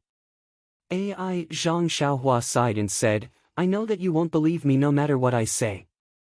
Even if it's me, if someone suddenly gives me so much money for no reason, I will also hesitate. Perhaps only a few years ago, when I still haven't walked out of the farmland, I will foolishly believe in such a good thing. Young master, why don't you tell me, maybe I will believe you." After thinking for a while, Zhang Xiaohua said, "Actually, it's very simple. I'm not the young master of a rich family like you think. I'm the same as you. Oh, I'm a bit worse than you. You live in the city, my home is in the countryside. As for me, I haven't seen my mother for several years. Seeing Xiaohua Ji has such a good relationship with you, it reminds me of my mother. If I were Xiaohua, of course, I would be happy." Madame Zhang listened thoughtfully. Zhang Xiaohua continued, "In addition, Xiaohua Ji really helped me a lot. He may not know it himself, but he really helped me a lot. I really don't know how to express my gratitude. If I have any panacea, I will not hesitate to let you take it, but I don't. I only have some money, but I really don't dare to give you more money, so I can only give you this little. Ah! Just in one morning, my Xiaohua Ji helped you so much?" Madame Zhang didn't believe it. It was just a rout, how could it be worth such a big fuss? Zhang Xiaohua smiled and said, "Yes, it's really like this. If you don't accept my gratitude, it will have a great impact on me. So, aunt, for me, you have to accept my kindness." How could Madame Zhang believe these words? She only thought that Zhang Xiaohua was making excuses. But she didn't know that these words were really true and there was no exaggeration. Of course, there is another reason. Zhang Xiaohua was about to say, but a smile appeared on the corner of his mouth. It seems that Xiaohua Ji is really a good child. While Madame Zhang was puzzled, Xiaohua Ji held Huan and walked to the door. Xiaohua Ji put Huan outside the door and walked in with tears on his face. When he saw Zhang Xiaohua, he was even more sad. He cried and said, "Young master, this little one didn't know that young master was so good to this little one. You treated this little one like this, but this little one still hid it from you. I really can't stand it." Zhang Xiaohua patted his shoulder and said gently, "Ji Xiaohua Ji, don't be like this. I want a horse, not a cow that can carry things. Although Huan can carry things, it may not be able to carry the things I want to carry. Moreover, it can't run fast. Besides, a gentleman doesn't take what others like. You should keep Huan for yourself." "No, young master, Huan can run. Really, it runs very fast." Really? Zhang Xiaohua looked at Huan who had just been washed outside the courtyard and didn't dare to believe it. "Yes, last year, Huan and I met a wild dog outside the city. It wanted to bite me, so Huan carried me back. It ran so fast that even the wild dog couldn't catch up with it. It runs really fast." Seeing that Zhang Xiaohua didn't believe it, Xiaohua Ji pulled Zhang Xiaohua and said, "Young master, if you don't believe me, you can ride it and see." Hearing this, Zhang Xiaohua immediately became interested. In fact, he really hoped to have something to ride on. If this David's deer could be made, it would really solve a big problem for him. Walking in front of Huan seemed to know Xiaohua's intention. Her eyes were wide open and she sniffed Zhang Xiaohua's scent affectionately. Zhang Xiaohua looked at Huan's broad back and pressed her hands on it. Huan didn't seem to feel anything. Overjoyed, Zhang Xiaohua looked at Huan and smiled. "Huan, I'm going to press harder. Can you do it?" Huan understood Zhang Xiaohua's voice and blinked her eyes. Zhang Xiaohua laughed and pressed down hard. With Zhang Xiaohua's strength, Huan's legs went soft, but she immediately stood up strong. There was a trace of unyielding and grievance in her bright eyes. Zhang Xiaohua was overjoyed again. He used a lot of strength this time. His arms had the strength of more than 10,000 pounds. This was beyond Zhang Xiaohua's expectation. Moreover, looking at Huan's eyes, the weakness in her legs was a kind of humiliation. Thinking about it, how could he be treated well in Father Hao's house? It was good enough to be able to eat the rancid swill. Then, Zhang Xiaohua picked up the long sword in the yard and put it on Huan's back. Huan's back only sank a little, but her forelegs were still standing firmly. Zhang Xiaohua kicked off and her body floated up. Huan's forelegs moved and she ran toward the street. Although she wasn't as fast as a galloping horse, her speed was still very impressive. "I've really picked up a treasure," Zhang Xiaohua muttered in her heart as she rode Huan back. At the door of the small yard, Xiaohua Ji, with tears on her face, and Zhang Xiaohua, with a happy expression, were waiting for Zhang Xiaohua's return. Zhang Xiaohua jumped down from Huan's back and walked into the yard. He smiled and said, "Xiaohua Ji, it seems that you and I are really fated. You, as an oddball, can be of great help to me." Xiaohua Ji said embarrassedly, "Young master, don't praise me. In fact, when you went to buy the horse, I thought of Huan, but I didn't dare to believe you and couldn't bear to part with her. In the end, this little one still had selfish motives. However, young master still treats this little one so well. This little one is really sorry." Zhang Xiaohua waved his hand and said, "Don't have the heart to harm others, but don't have the heart to guard against others.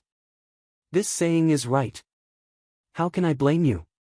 However, now that you've given me Huan, you've given me another problem." Xiaohua Ji asked curiously, "Why is that?" Zhang Xiaohua said, "Originally, I could repay your help by giving you some money. If you give me Huan, won't I owe you a lot? But if I give you more money, won't I be causing trouble for you?" Xiaohua Ji was very puzzled and said, "Young master, I don't understand. It's naturally good to have more money. How can it cause trouble?" Young master, I didn't mean to ask you for money. You've already given us so much. Just take Huan as a gift from me." Zhang Xiaohua Ji thought for a moment and took out 2 banknotes from his arms. He handed them to Ji Xiaohua and said, "I don't deserve a reward without any effort. I'll use these banknotes to exchange for your Huan." How could Ji Xiaohua Ji accept them? He repeatedly refused. Even Madame Zhang coughed and tried her best to stop him. Seeing this, Zhang Xiaohua Ji was moved. He took out a banknote and said, "Since it's like this, I won't give it to you. I'll trouble you to go to the ox and horse market with this banknote and help Father Hao buy a cow or a mule. Didn't you say that Father Hao needs Huan to live? If I take Huan away, how will Father Hao live?" This. Xiaohua Ji was a little hesitant. At that time, he only felt guilty and didn't think too much. Now that Zhang Xiaohua Ji mentioned it, it was really a problem. However, he looked at the big sack on the ground and said, "Young master, didn't you already give so much money? It's enough to buy animals." Zhang Xiaohua Ji shook his head and said, "That's for you. If you use these copper coins to buy a mule, you won't be able to carry it. You can find a place to put the copper coins and use them for daily use. I pawned these banknotes. You can directly buy a mule and say that you exchanged it with Huan. I think there won't be any problems." Xiaohua Ji still looked at his mother, who was coughing non-stop. Madame Zhang sighed and said, "Young master gave too much." Zhang Xiaohua Ji said with a smile, "If you don't accept the banknotes, I don't want Huan." Seeing his mother's tacit agreement, Xiaohua Ji still raised his hand to take it. Then, Zhang Xiaohua Ji said, "Auntie, is there a spare room in the house?" Madame Zhang was stunned. She pointed to a shabby shed next to them and said, "Young master, is that okay? It's a stove used for cooking." Zhang Xiaohua Ji said with a smile, "Okay, wait a moment." After saying that, Zhang Xiaohua quickly walked into the courtyard, leaving Ji Xiaohua and his wife standing in the middle of the courtyard with a puzzled look on their faces.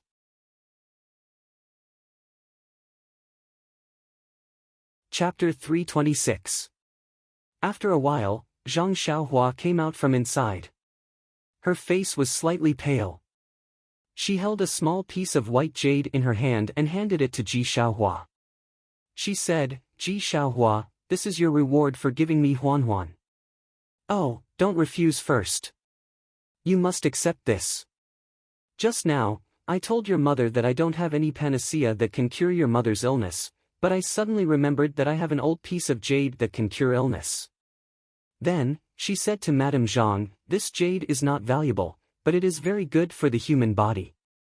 If you can wear it every day, and with the doctor's treatment, it will be better day by day." Hearing this, Ji Xiaohua's eyes could no longer leave the jade in Zhang Xiaohua's hand. Being able to cure his mother's illness was his biggest wish. Since the young master in front of her could take out this thing, there must be a reason. He wouldn't deceive her for no reason. As for Madame Zhang, she looked at the jade and then looked at her son. Unconsciously, she didn't have the courage to refuse. Seeing this, Zhang Xiaohua stuffed the jade into Ji Xiaohua's hand and said with a smile, "In that case, I won't stay any longer. I hope that auntie will recover soon." Then, she turned to leave. Madame Zhang shouted, "Young master, what is the reason that you didn't say just now?" Ji Xiaohua also shouted, "Yes, young master. People say that people don't wake up early if there is no benefit. This little one also doesn't have a beautiful older sister or younger sister. Why are you so good to me?" Ha ha ha. Zhang Xiaohua laughed and floated up. Her figure flew over the low wall of Ji Xiaohua's house and landed on Huan's back outside the door. Zhang Xiaohua sat cross-legged and urged the four odd beasts. When Ji Xiaohua and her mother arrived at the door, they heard Zhang Xiaohua's voice from a distance. "The reason is very simple. Because I am also called Xiaohua. However, I am called Zhang Xiaohua." Seeing Zhang Xiaohua's figure gradually disappear, Ji Xiaohua's heart actually had a desire to chase after her. However, hearing her mother's heart-wrenching coughs, how could he take a step forward?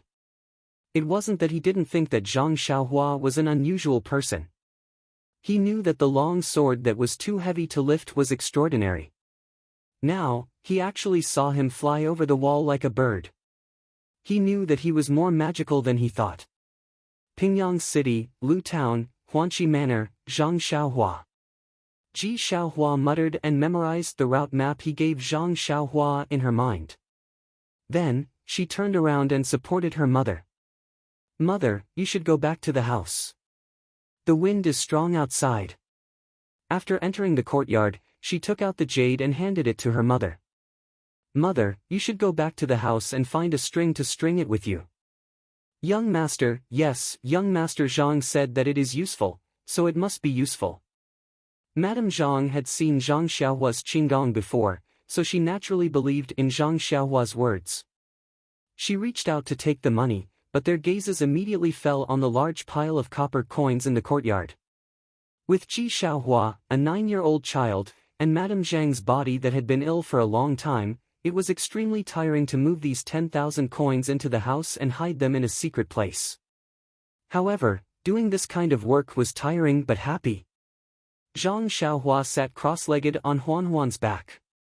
Huan was so happy that it could jump up and walk quickly along the main street of Songning Town, heading out of the city. Huan walked very steadily. Zhang Xiaohua didn't feel any bumps at all on its back. Huan walked very quickly, not much slower than an ordinary horse. However, the people on the street were all pointing fingers at Zhang Xiaohua. That was because Huan, which didn't look like anything, carried a large pile of firewood back from outside the city every day.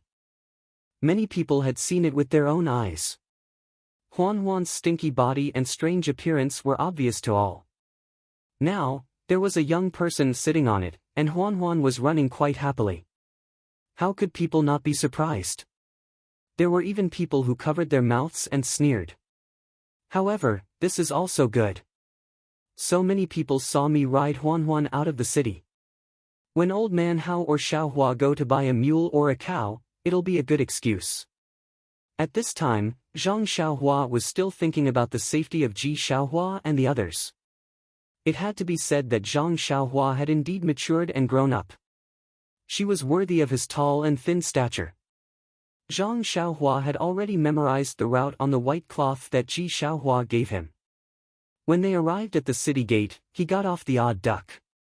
After asking the passers-by carefully, he sat on the odd duck again and patted Huan Huan's head. The odd duck immediately galloped away, leaving behind many people at the city gate who were pointing and gesticulating. On the spacious road, there were few pedestrians, but Huan Huan ran very happily. Its eyes were full of excitement, and its 4 hoof-like feet kept exerting force. It seemed that this kind of galloping days was the life it wanted. However, after a long while, Huan Huan's speed didn't slow down, but there were some slight beads of sweat on its neck. Zhang Xiaohua was very considerate and noticed it. He patted its head slowly with his hand. Huan Huan really understood his meaning and slowed down its pace, moving forward leisurely. This Huan Huan is really a strange creature. No, what kind of animal is this odd duck? Not only can it carry thousands of kilograms of things, but its speed is also not much slower than a horse. The most rare thing is that Huan Huan seems to understand my intentions. I don't need to speak. As long as I pat its head, it immediately knows my thoughts. Can such an animal still be called an animal? Even if it's called a spiritual beast, it's still worthy. It's just that this spiritual beast has been spoiled by old man Hao. It only knows how to carry firewood all day long. What it eats is even worse than a pig's. God has pity on it. It's really a pearl covered in dust. If I didn't happen to meet it, wouldn't Huan Huan die of old age in the pigsty? Thinking of this, Zhang Xiaohua couldn't help but stroke the back of Huan Huan's neck. Huan Huan seemed to understand Zhang Xiaohua's meaning. It let out a long howl that split the sky, full of joy. Zhang Xiaohua smiled and said, "Let's go, Huan Huan. I'll call you Huan Huan in the future. If you follow me, I won't treat you unfairly. Oh, I forgot to ask Xiaohua what to feed you. You haven't eaten properly for many years, so I have to take good care of you. Otherwise, you'll collapse from exhaustion before we reach the Guizhuang house. That would be very bad." Huan Huan was also happy to hear this. It growled in a low voice, but it didn't know what it wanted to express. Its feet didn't stop and it worked even harder. Presumably, it was also looking forward to the delicious fodder in a while. Although Huan Huan hadn't run for a long time and its physical strength was limited, they reached the western outskirts of Songning town by the time the sky turned dark. There were very few people. The forest by the roadside and the distant hills all revealed a kind of silence. The time for all living things to rest was coming. At this time, Zhang Xiaohua was somewhat regretful. It didn't matter to her. She had already abstained from eating, so it didn't matter whether she ate or not. However, she didn't know if Huan Huan could persist. She wanted to be free and unrestrained, so she just patted her butt and left, leaving behind the admiring stars of others.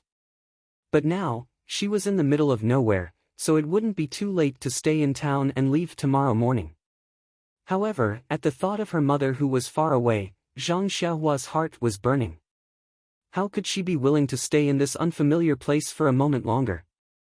Just as she was thinking, she heard the crisp sound of a bell from the turning mountain on the quiet main road.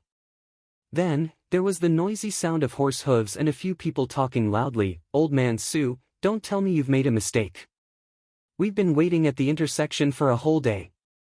If that kid didn't leave earlier than us or stayed in town, it's also possible that he didn't fall for your trick and left by the side road." A voice that Zhang Xiaohua was familiar with sounded, "That's impossible. That kid walked when he was young. If he went to Pingyang City, he would definitely buy a horse.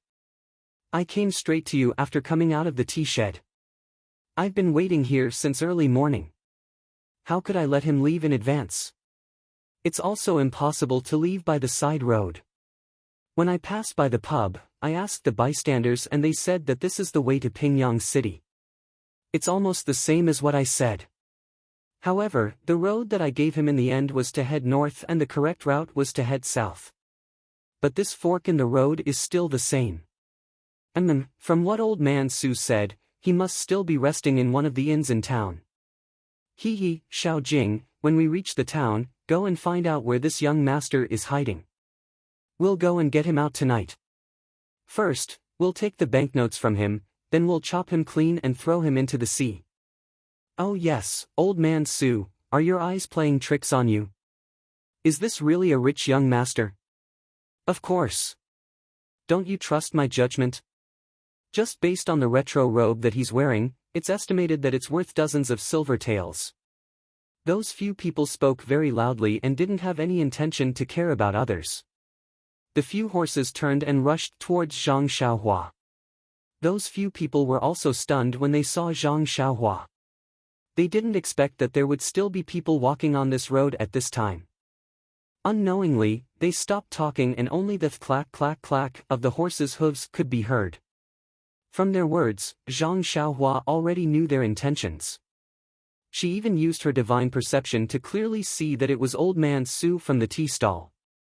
But it was dusk at this time. With the alternating light and dark, ordinary people wouldn't be able to see clearly. Moreover, Zhang Xiaohua had already changed her clothes. That old man Su was still thinking about Zhang Xiaohua's retro black robe and naturally didn't recognize him immediately. It was just that when they neared, someone couldn't help but ask in surprise, "Eh? Isn't this old man Hao's broken donkey from the south of the city? Why is it being ridden out by this person? Can this donkey be ridden? It's usually used to carry firewood." At this time, old man Su also saw Zhang Xiaohua's mocking expression. He was stunned and thought in his heart, why does this young man look so familiar? Immediately, he laughed and said, "Ha ha ha, there's a road to heaven but you can't, there's no door to hell but you still bump into it. Brothers, this is the rich young man I was talking about." The leader of the villainous men also laughed and said, "No wonder, so he changed his clothes. He must have known that old man Su was lying." While they were talking, the other two had also surrounded Zhang Xiaohua from the side. Zhang Xiaohua was completely surrounded in the middle. Chidian Chinese website welcomes all readers to read. The latest, fastest, and hottest serial works are all at Chidian Originals.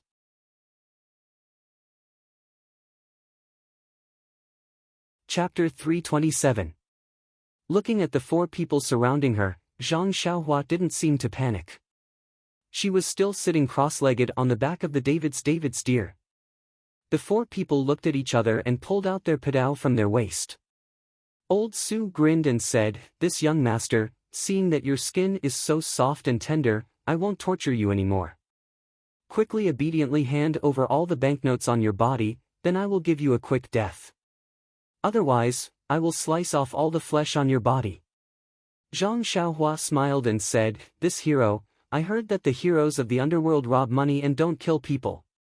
If I give you all the money on my body, will you spare my life?" Old Su didn't speak, but the evil man next to him laughed and said, "Could it be that this guy's brain is damaged from reading too much? We have been roaming around here for many years, and we don't leave anyone alive. If we only let you go, when the government comes to arrest us tomorrow, who will we find to reason with?"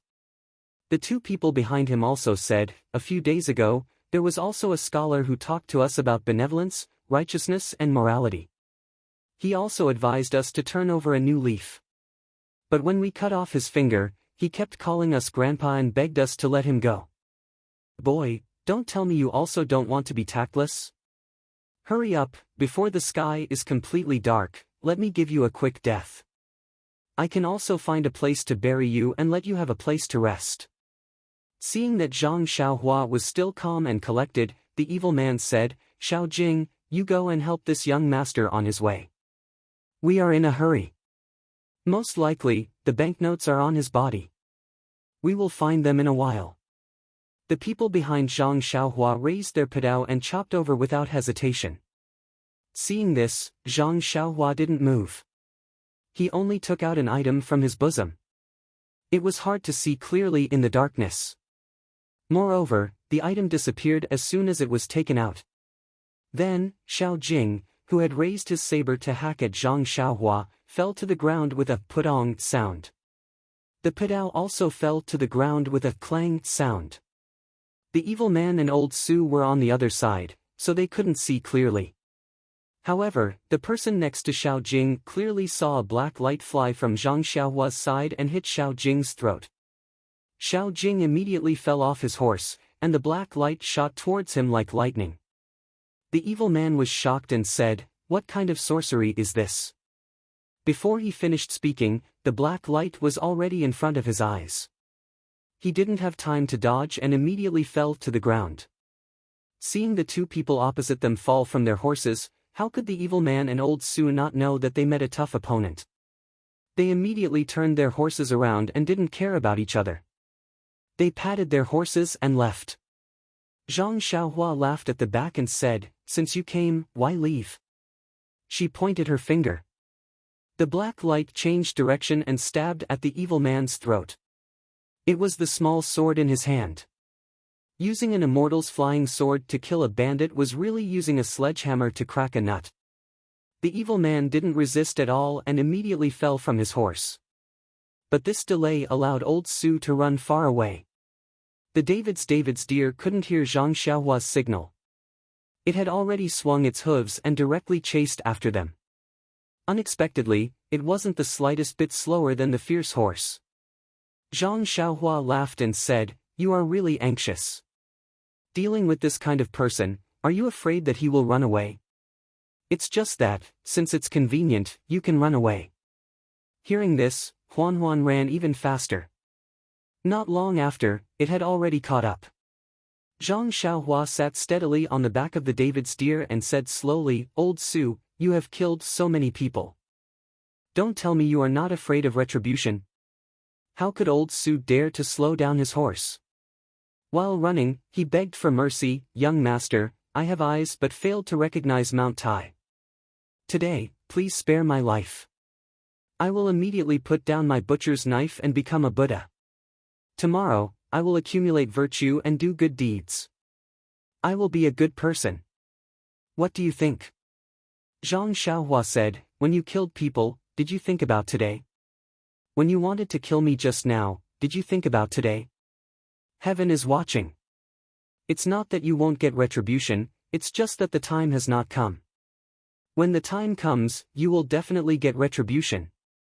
After saying this, Zhang Xiaohua patted the head of the David's deer again. Huan ran even faster. It had already passed old Su and went forward. Old Su was overjoyed. He immediately pulled the reins of the horse and slowly moved away from Zhang Xiaohua. He cupped his fists and said, "Many thanks to the hero for letting me go.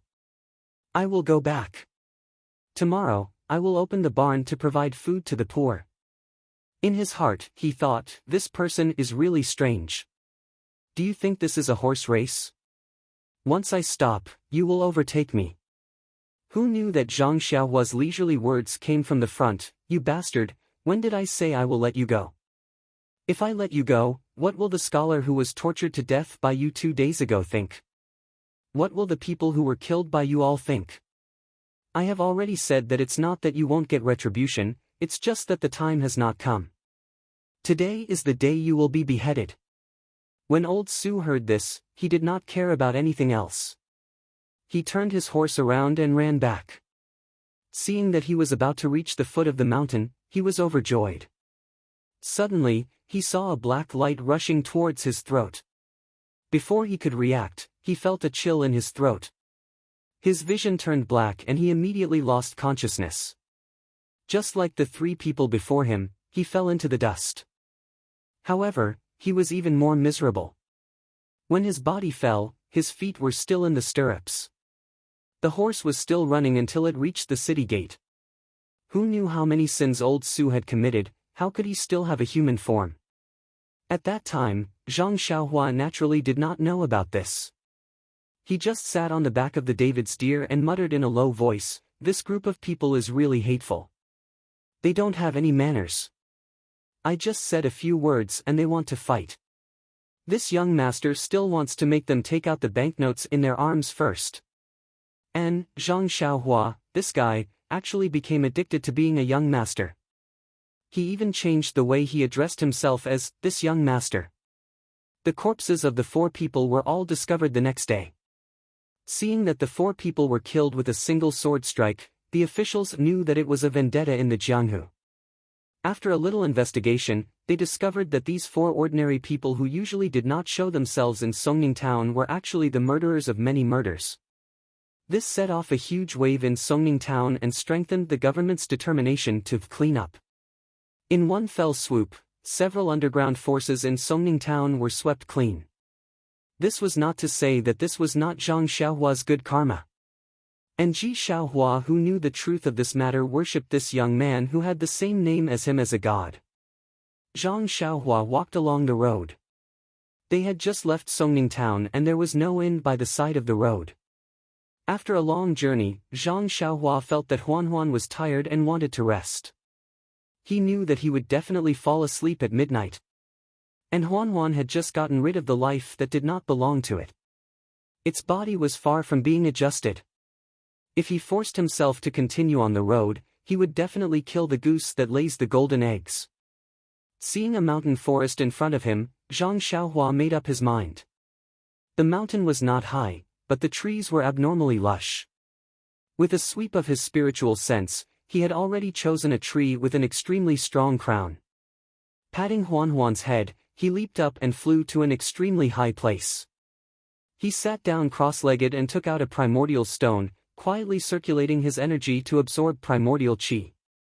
Huan, on the other hand, let out a low hiss, extremely dissatisfied. If you want to rest, why don't you take the sword down too? Aren't you afraid that it will tire me out if you leave it on my back?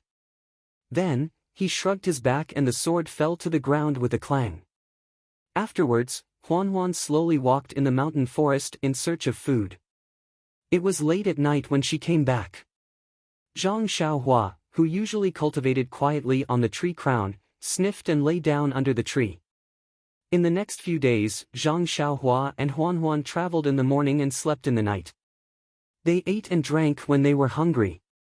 Oh, wrong, only Huan ate and drank when she was thirsty.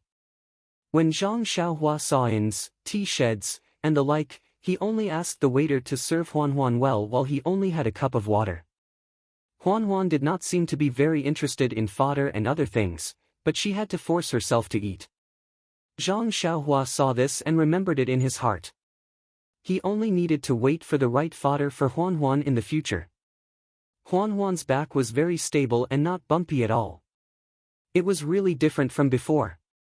Huan could even adjust its speed according to the situation on the road, so Zhang Xiaohua did not have to worry about it at all. Later on, Zhang Xiaohua no longer cared about it. He only gave Huan some pointers when there was a fork in the road. The rest of the time, he took out 2 primordial stones from his pocket and cultivated with all his might. Zhang Xiaohua knew very well that there were too many unknowns in this world. The unknown things in the magma under the deserted island and the Zhuji realm in the direction of his cultivation were all great challenges for him. If he only focused on Jianghu, it would be very difficult for him to make any progress in his cultivation. Therefore, he had already set his sights very high and seized every moment to cultivate his cultivation method. Ever since the situation in the tea house, Zhang Xiaohua's bottleneck to the 6th layer of qi refining showed signs of loosening. Although he did not make any obvious progress in the past few days of painstaking cultivation, Zhang Xiaohua knew very well that his cultivation was slowly accumulating. Once he reached a certain level, he would definitely be able to reach the peak of the early stage of qi refining in one fell swoop. As for formations and restrictions, Zhang Xiaohua had made even more obvious progress. To be honest, when he was on the Shinrong sect's ship, Zhang Xiaohua had been able to set up a defensive restriction. He believed that he had already reached a certain limit. If he wanted to make any further progress, he would have to rely on a deeper comprehension. However, in Xiaohua's house in Songning town, a thought came to him. He recalled the records in the jade slip and, on a whim, he embedded a miniature formation into a jade pendant. This was not something that an early-stage qi refining cultivator like him could accomplish. However, with the help of the slowly revolving core in his dantian, he was actually able to create a jade pendant that could calm the mind. His spiritual sense and core seemed to have made some progress as well, so he seemed to have found another direction for his breakthrough. Although the jade blood refining core could refine the core and strengthen the spiritual sense, there was still a certain amount of danger involved. He could only cultivate in an extremely safe place. He spent his days on the road trying to comprehend the miniature formation and using some worn-out jade to practice. Although he had only been on the road for a few days, he had made great progress. On this day, it was already late and they were in the middle of nowhere. Zhang Xiaohua had already gotten used to it and was preparing to find a suitable place to rest. Suddenly, he heard a voice from a concave slope ahead of him. "Thief from the Misty School, where do you think you're going?"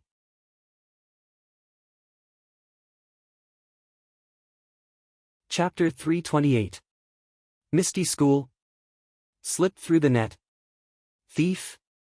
Although the voice was soft, Zhang Xiaohua's senses were extremely sharp at this time. Although he did not release his divine sense, almost all the movements around him were under his control. When these few words were put together, they sounded like thunder in Zhang Xiaohua's ears. Although Zhang Xiaohua did not join the Misty School, ever since he left the Guizhuang house and entered Pingyang City, everything about him was closely related to the Misty School. Even the immortal skills he had were obtained from the library of the Misty School. It was impossible for him not to have deep feelings for the Misty School. At this moment, someone actually dared to call a disciple of the Misty School a thief in front of him. How could he tolerate this?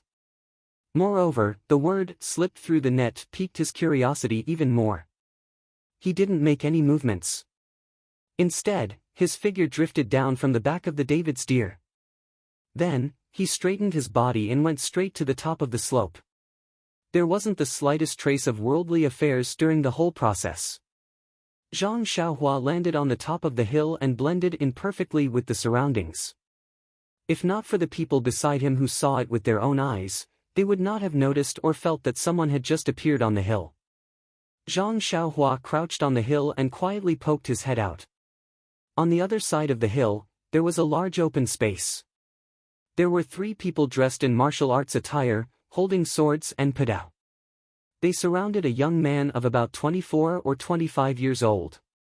The young man was holding a long sword and the tip of the sword was trembling slightly.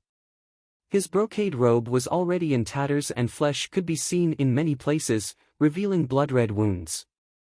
The clothes around the wounds were also stained with blood. The young man was already at his limit under the siege of the 3 people, but he still did not give in. At this moment, the 3 people seemed to be interrogating him for something before they could take a break. One of them laughed and said, "Misty Schoolboy, we've been following you for so long. We didn't expect you to see through us." "Hee, you're not going to run anymore?" That person didn't answer. He only took the time to adjust his breathing and recover the internal energy he had expended. Another person sneered, "Don't waste your time. Do you think we can't tell what you're doing? Even if you have full inner strength, how can you be a match for us brothers?" The last person continued, "It's better to let him rest. In a while, he can use ethereal steps to escape from our hands and back to their nest." Hee, that's perfect. We're following behind him. Isn't it because we want to know where his lair is? Hearing their words, Zhang Xiaohua's frown deepened. What's going on? At this time, the young man from the Misty School seemed to have seen the situation clearly. He stopped adjusting his breath and lowered the tip of his sword. He smiled and said, "The rumors in Jianghu say that the Alliance of the Righteous Path is named after the Righteous Path. Presumably, they all say that they do things righteously and reasonably. Unlike today, they are outnumbered and have no sense of shame." Rumors in Jianghu. When the 3 heard this, they laughed and said, "Are you blind? How can you believe the rumors in Jianghu? Moreover, Jianghu has always respected strength. If your Misty School's strength was strong enough, the rumors in Jianghu would naturally revolve around your Misty School. How can you let others have something on you and let us destroy your entire school?" Buzz! Zhang Xiaohua's head was about to explode when he heard the sound. Destroy the school? Don't tell me the entire Misty School was destroyed by others? Then what happened to second brother? In an instant, Zhang Xiaohua thought of his second brother, Zhang Xiaohu. He was about to straighten his body and go down to ask about it. But his mind changed. The Misty School's destruction wasn't something that happened today. What's the use of being anxious now? It's better to wait and see. Sure enough, the disciple of the Misty School sorrowfully said, if you want to condemn someone, you can always find a pretext. You've been drooling over my Misty School for a long time. You're just looking for an excuse to annex it. What martial arts secret manual? It's all a lie you made up. Hee, whether or not there are martial arts secret manuals is not something small people like us can know. In any case, your Misty School's destruction is an indisputable fact. Sigh, as expected of a school with an inheritance. Even when surrounded by us, you still managed to escape from Misty Mountain Villa. Brother, how have you been these 3 years of hiding your name and changing your surname? Why don't you obediently come with us to the Righteous Alliance? From then on, you can walk openly in Jianghu. We brothers will use our lives to guarantee that you'll definitely have a considerable position in the Righteous Alliance. Hearing this, Zhang Xiaohua was even more shocked. The Misty School has already been destroyed for 3 years. Isn't that the same time I was on the deserted island? I don't know if second brother also escaped like this person. In a moment, I'll save him and ask him. Thinking this, he gently took out the small sword from his bosom and used his divine sense to control it in the air, waiting for an opportunity. That Misty School disciple smiled and said, I don't know what position you 3 brothers have in the Righteous Alliance. This? One of them hesitated and said, we're all disciples of the Golden Hall under the Righteous Alliance's 6th Alliance Master. If you're willing to come with us, we'll definitely report it to the Hall Master and record it as a great merit. That Misty School disciple thought for a moment and said, it's not that I don't believe you 3 brothers, but your positions seem to be low. How can you guarantee that your little brother's life won't be in danger? You? One of them was somewhat angry, while the other smiled and said, little brother, you don't know. Our several sects have a secret agreement. As long as you're a disciple of the sect, as long as you're a survivor of the Misty School, oh, of course, if little brother has the intention to abandon the dark and join the light, then naturally I'm not talking about you. As long as you're willing to join any sect, then you can keep your life. If you can provide the whereabouts of others, then according to how many survivors you capture, you'll be rewarded. That's why my brother is so generous as to agree with you. Oh, so that's how it is. See, you guys really put in a lot of effort. Little brother, since we've already spoken to this point, you can see that it's already late. Why don't you put down your sword and let us seal your acupoints and return to the hall with us? That way you'll be able to make a great merit for our sect. Fine. Since I've already fallen to this point, a fine bird chooses a tree to nest in. I have no choice but to make a decision. Finished speaking, that person turned the sword hilt and handed it over. That person in front of him smiled and said, little brother is really smart. If you've already done this, then why did you let us chase you for so many days? Finished speaking, he stretched out his hand to take the sword hilt. Seeing this scene, Zhang Xiaohua was a bit surprised. This Misty School disciple was able to escape for so many days, he must be a person with a strong will. How could he give up so easily? Sure enough, before Zhang Xiaohua finished thinking, she saw a change in the situation. That disciple's hand that was holding the sword tip suddenly gripped it. His entire hand was covered in blood. That disciple did not seem to know pain as he held the sword and chopped down at that person's arm. At such a close distance, that person could not react. His face changed greatly. Seeing that his arm was about to be cut off, at that moment, a sword suddenly appeared from the side and blocked that person's arm. A dang sound was heard as that Misty School disciple's sword was blocked. That disciple felt pain in his hand and lost his grip on the sword, causing the sword hilt to turn around. The Misty School disciple stretched out his left hand to grab the sword hilt as if he did not care about the blood flowing from his right hand. The Righteous Alliance disciple who used his sword to block the attack laughed and said, "Good brat, I knew there was something fishy going on. After being chased by us for so many days, how could he just surrender like that?"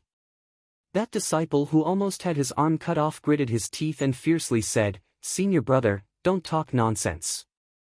As long as we keep him alive, what can't we get out of him? Even if we can't get anything out of him, that's because of the other people's ability. As long as we take him down, it will be a great merit." The other two also laughed and said, "Junior brother is right."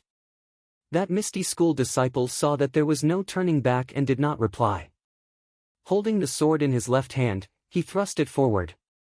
The three people from the Righteous Alliance were already prepared. How could they let him have the chance? Both the sword and saber arrived. In just a few moves, that disciple's body had a few more wounds. If it was not for the fact that they wanted to capture him alive, he would have already died.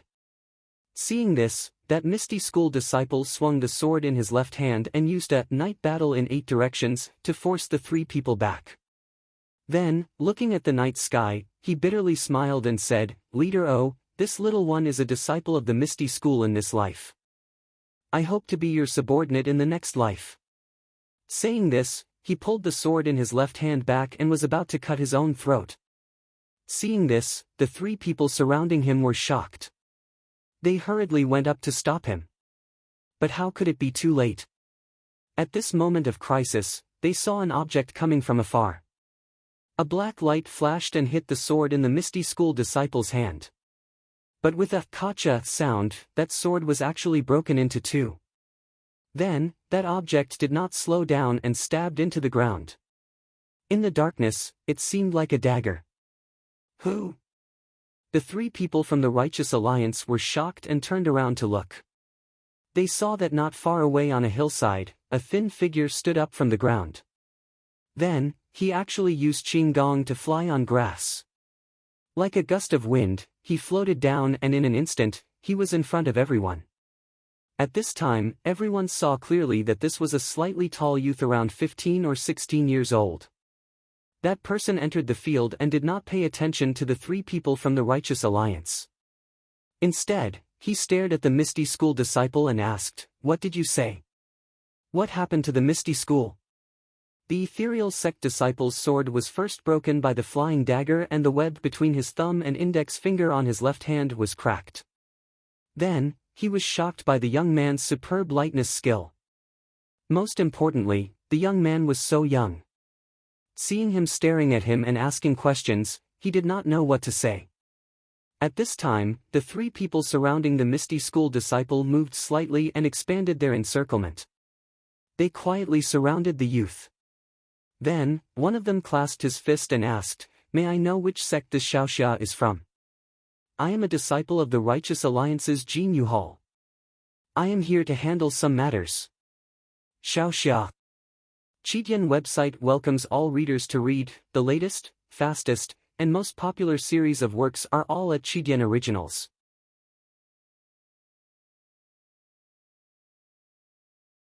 Chapter 329. Shut up. Without waiting for that person to finish speaking, the young man shouted. That person was startled, but before he could finish his sentence, the three of them looked at each other and clenched their weapons tightly, secretly on guard. Zhang Xiaohua saw that he had frightened the Misty School's disciple, so he cupped his hands and bowed. "Senior brother, I used to work at Huanxi Mountain Villa, and my name is Zhang Xiaohua. Yes, I used to work with He Tianshu from the pharmacy hall, planting medicinal herbs. When I heard senior brother's words, I was very puzzled, so I came out." "Senior brother, please explain in detail." "He Tianshu from the pharmacy hall?" The disciple frowned. There were thousands of people in the Misty School, how could he know each and every one of them? But soon after, he pondered for a moment, and said mockingly, "Yes, I don't know people like He Tianshu. There are so many people in the Misty School, you can just make up a name, and there might not be no one in the sect. Righteous methods are useless against me." After saying that, his eyes looked at the small sword stuck in the ground. Zhang Xiaohua was stunned, but immediately understood. He smiled without saying anything, and slowly walked forward. The disciple was surprised and stepped back. "What are you doing?"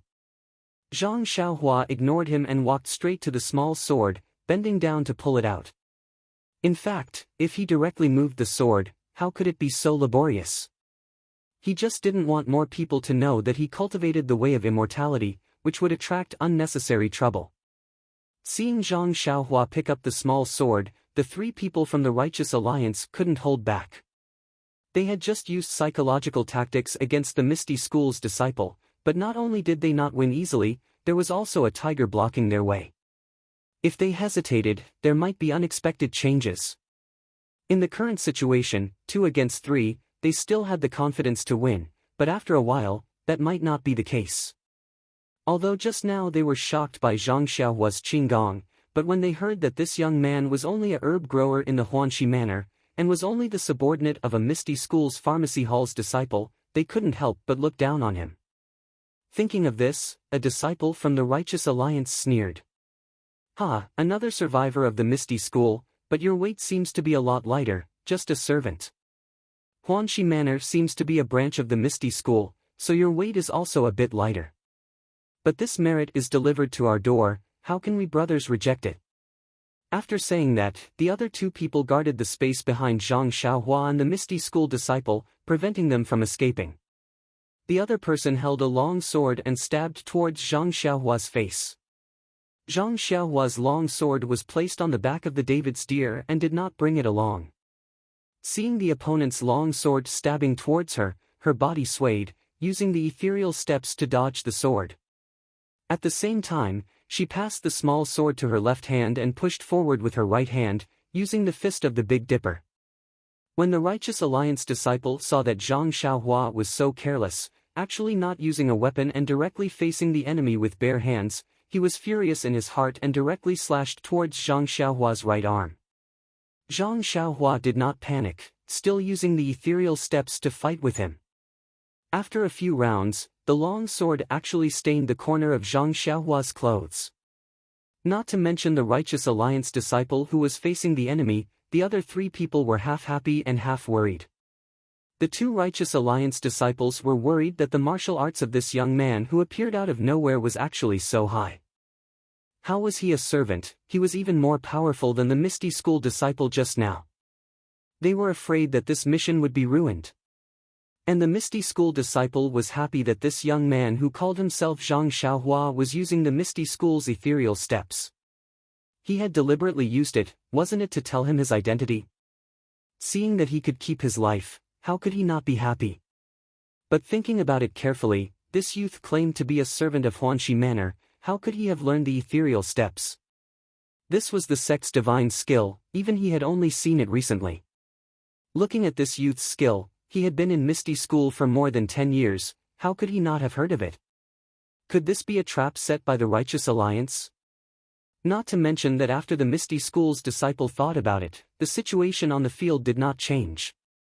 Zhang Xiaohua only used the Big Dipper fist and ethereal steps to tangle with the Righteous Alliance's disciple. In the past, when Zhang Xiaohua was not proficient in martial arts, she used these 2 martial arts to defeat the young experts of the Dalan Temple in the martial arts exhibition. In these few years, how could Zhang Xiaohua's martial arts progress be imagined by an ordinary person? Not to mention the ethereal steps and Big Dipper divine fist, even the ordinary Arhat fist and 6 directions fist would have a miraculous effect when used against the enemy under the effects of divine sense. This Righteous Tao Alliance disciple was far from being a match for them. Seeing that his attack had no effect, the Righteous Alliance's disciple was somewhat anxious. With a loud shout, his long sword pierced towards Zhang Xiaohua's chest. Zhang Xiaohua dodged to the side again and the disciple's left arm also lifted up at the same time. With a "so" sound, an arrow was shot straight towards Zhang Xiaohua's body that was still in the air. The Misty School's disciple who was watching by the side also exclaimed in a low voice. This kind of concealed weapon that was shot in the air was the hardest to guard against. Presumably, the number of martial arts experts that were injured by this move was not small. But the next thing that happened made the 4 people present dumbstruck. They saw that Zhang Xiaohua did not make any other movements. She only stretched her right hand forward like she was picking up a flower. Very gently, she pinched the arrow between her thumb and forefinger. The blue arrowhead on the arrow could be seen clearly under the moonlight. Seeing that the arrow had failed, the Righteous Alliance's disciple shouted, flower-pinching finger. You are from the Dalan Temple. My 2 junior brothers, quickly come and help me. The other 2 did not have the time to look at the Misty School's disciple. They each drew their swords and were about to step forward. At this time, a light laugh came from the field and said, since you came down to attack, then don't blame me for returning an eye for an eye. Ha ha ha. They saw that Zhang Xiaohua was like a wisp of smoke. Her figure leapt up and pounced in front of the Righteous Alliance's disciple. That disciple hurriedly held his sword horizontally, wanting to block, but that sword seemed to pierce through the void and did not seem to have any strength. Zhang Xiaohua's figure was like a ghost. She leapt up, the small sword in her left hand very naturally extended forward, then immediately retracted, her figure somersaulting backwards to meet one of the Righteous Alliance's disciple who was brandishing his blade. Similarly, her figure also leapt up, the small sword piercing out from a strange angle. The target was the disciple's throat. That disciple was unable to stop in time. He moved upwards, sending his throat to the tip of the small sword. That small sword touched his throat and immediately retracted. Her figure did not stop, immediately turning around and floating towards the last disciple. The last disciple was a smart one. Seeing that the situation was not good, he did not move forward at all. Instead, he leaned and leapt out of the field. By the time Zhang Xiaohua turned around, she was already quite a distance away. Zhang Xiaohua had already announced her name. Naturally she did not have any mercy. She used the levitation technique. Her body seemed to float in the air, floating on the ground. In a few blinks of an eye, she had already caught up to that disciple. She lifted her leg and lightly kicked that disciple's back.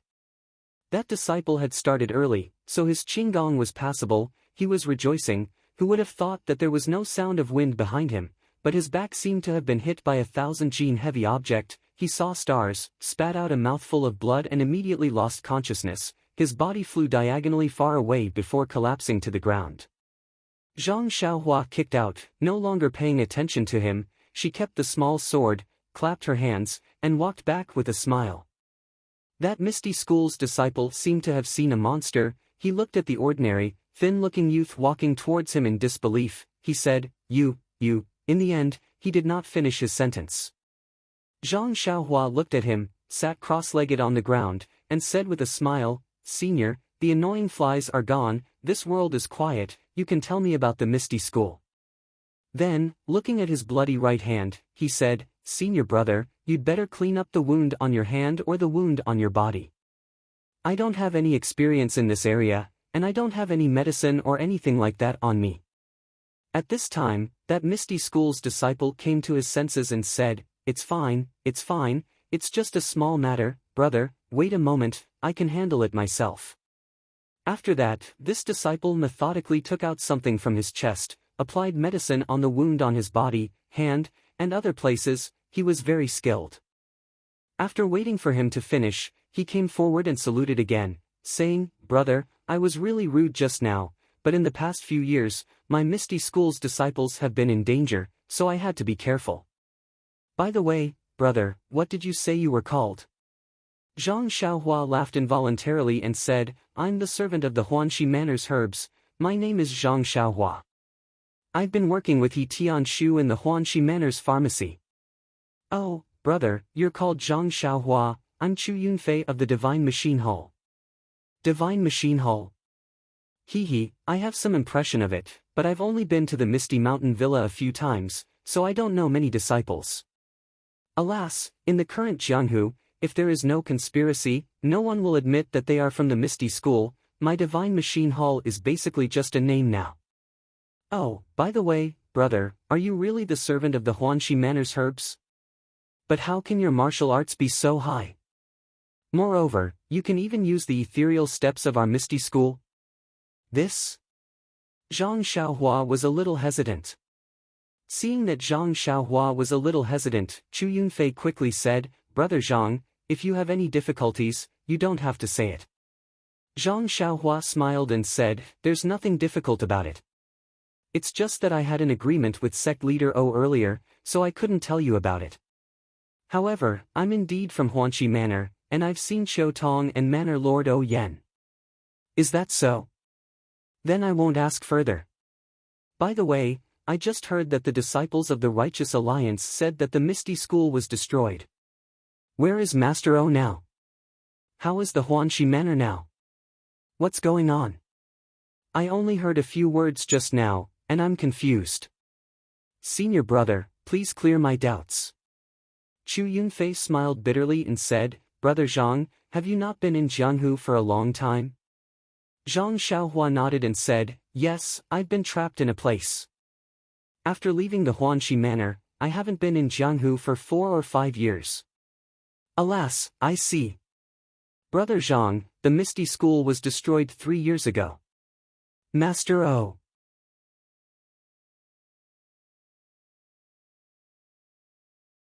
Chapter 330. Ah. Really? But I don't know what happened. No matter what, the Misty School is still a big sect in Jianghu. How can it be destroyed just like that? Moreover, all the thousands of disciples in the Misty School died for the sect? Chu Yunfei bitterly smiled and said, In this world, there is no sect that can stand forever. My Misty School has been declining for a long time. To be able to stand for 10,000 years in this unpredictable Jianghu is already a miracle. I heard that a long time ago, there was an extremely powerful Shindao sect. It seemed to be 100 times stronger than my Misty School, but wasn't it also destroyed before us? However, less than half of the elite disciples of the sect managed to escape. The rest of the disciples died on the spot. Buzz! Zhang Xiaohua suddenly stood up and said in a trembling voice, Only less than half of the elite disciples managed to escape? The rest died for the sect? Then did a disciple called Zhang Xiaohu manage to escape? Zhang Xiaohu? Chu Yunfei was dazed for a moment and said, Zhang Xiaohu, this name is very familiar. Let me think. Oh, I know. He used his connections to enter my Misty School. Later, he got lucky and was accepted by Martial Uncle Wen. Yes, it's that lucky guy. Did he also manage to escape? At this time, Zhang Xiaohua didn't care what other people said about her second brother. She hurriedly asked. No. Chu Yunfei decisively replied. Ah! Zhang Xiaohua exclaimed. She clenched her teeth and clenched her fists. Just as she was about to ask which sect attacked the Misty Mountain Villa, Chu Yunfei said another sentence. Zhang Xiaohua almost fainted. However, Zhang Xiaohu doesn't seem to have died. Ah! Zhang Xiaohua nearly fell to the ground with a thud. He thought to himself, Senior brother, can you not speak like that? Can't you finish your sentence in one sentence? Zhang Xiaohua stepped forward and asked, Then, where is Zhang Xiaohu now? Well, I'm not sure if Zhang Xiaohu is dead or not. This time, Zhang Xiaohua fell in front of Chu Yunfei. Even the Righteous Alliance's 3 experts hadn't been able to force back Zhang Xiaohua. But Chu Yunfei had done it. Zhang Xiaohua forced herself to get up and thought to herself, My senior brother from Misty School, can we be more specific? Although this little sweetheart of yours has been tempered with immortal cultivation techniques, it still can't withstand your torment. Seeing Zhang Xiaohua lose her composure, Chu Yunfei felt embarrassed and said, Little brother, are you too tired? Those 3 Righteous Alliance's disciples are not ordinary experts. They have been chasing me for several days. If you are tired, you should take a rest first. Zhang Xiaohua waved his hand and said, Senior brother Chu, it's better if you don't. If you have the time, please tell me about the Misty sect. I will be very grateful. So it's like this. Actually, what happened at Misty School that day is known by everyone in Jianghu. You can find anyone to inquire about it. Sigh, sad things should be told to sad people. Brother, listen to senior brother tell you about the sad things. Thus, the 2 of them sat on the ground. With Chu Yunfei's tireless narration, Zhang Xiaohua learned about the events of that year. It was an autumn 3 years ago.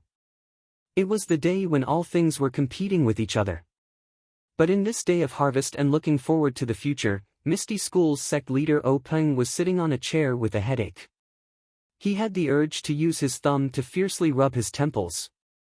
Ever since he subdued Shui Yupeng a year ago and gave her the position of vice sect leader of Misty School, he firmly controlled the Luo Shui gang under the Misty School. The strength of the entire Misty School greatly increased. The results greatly stimulated the ambitions of the 6 Misty Tigers.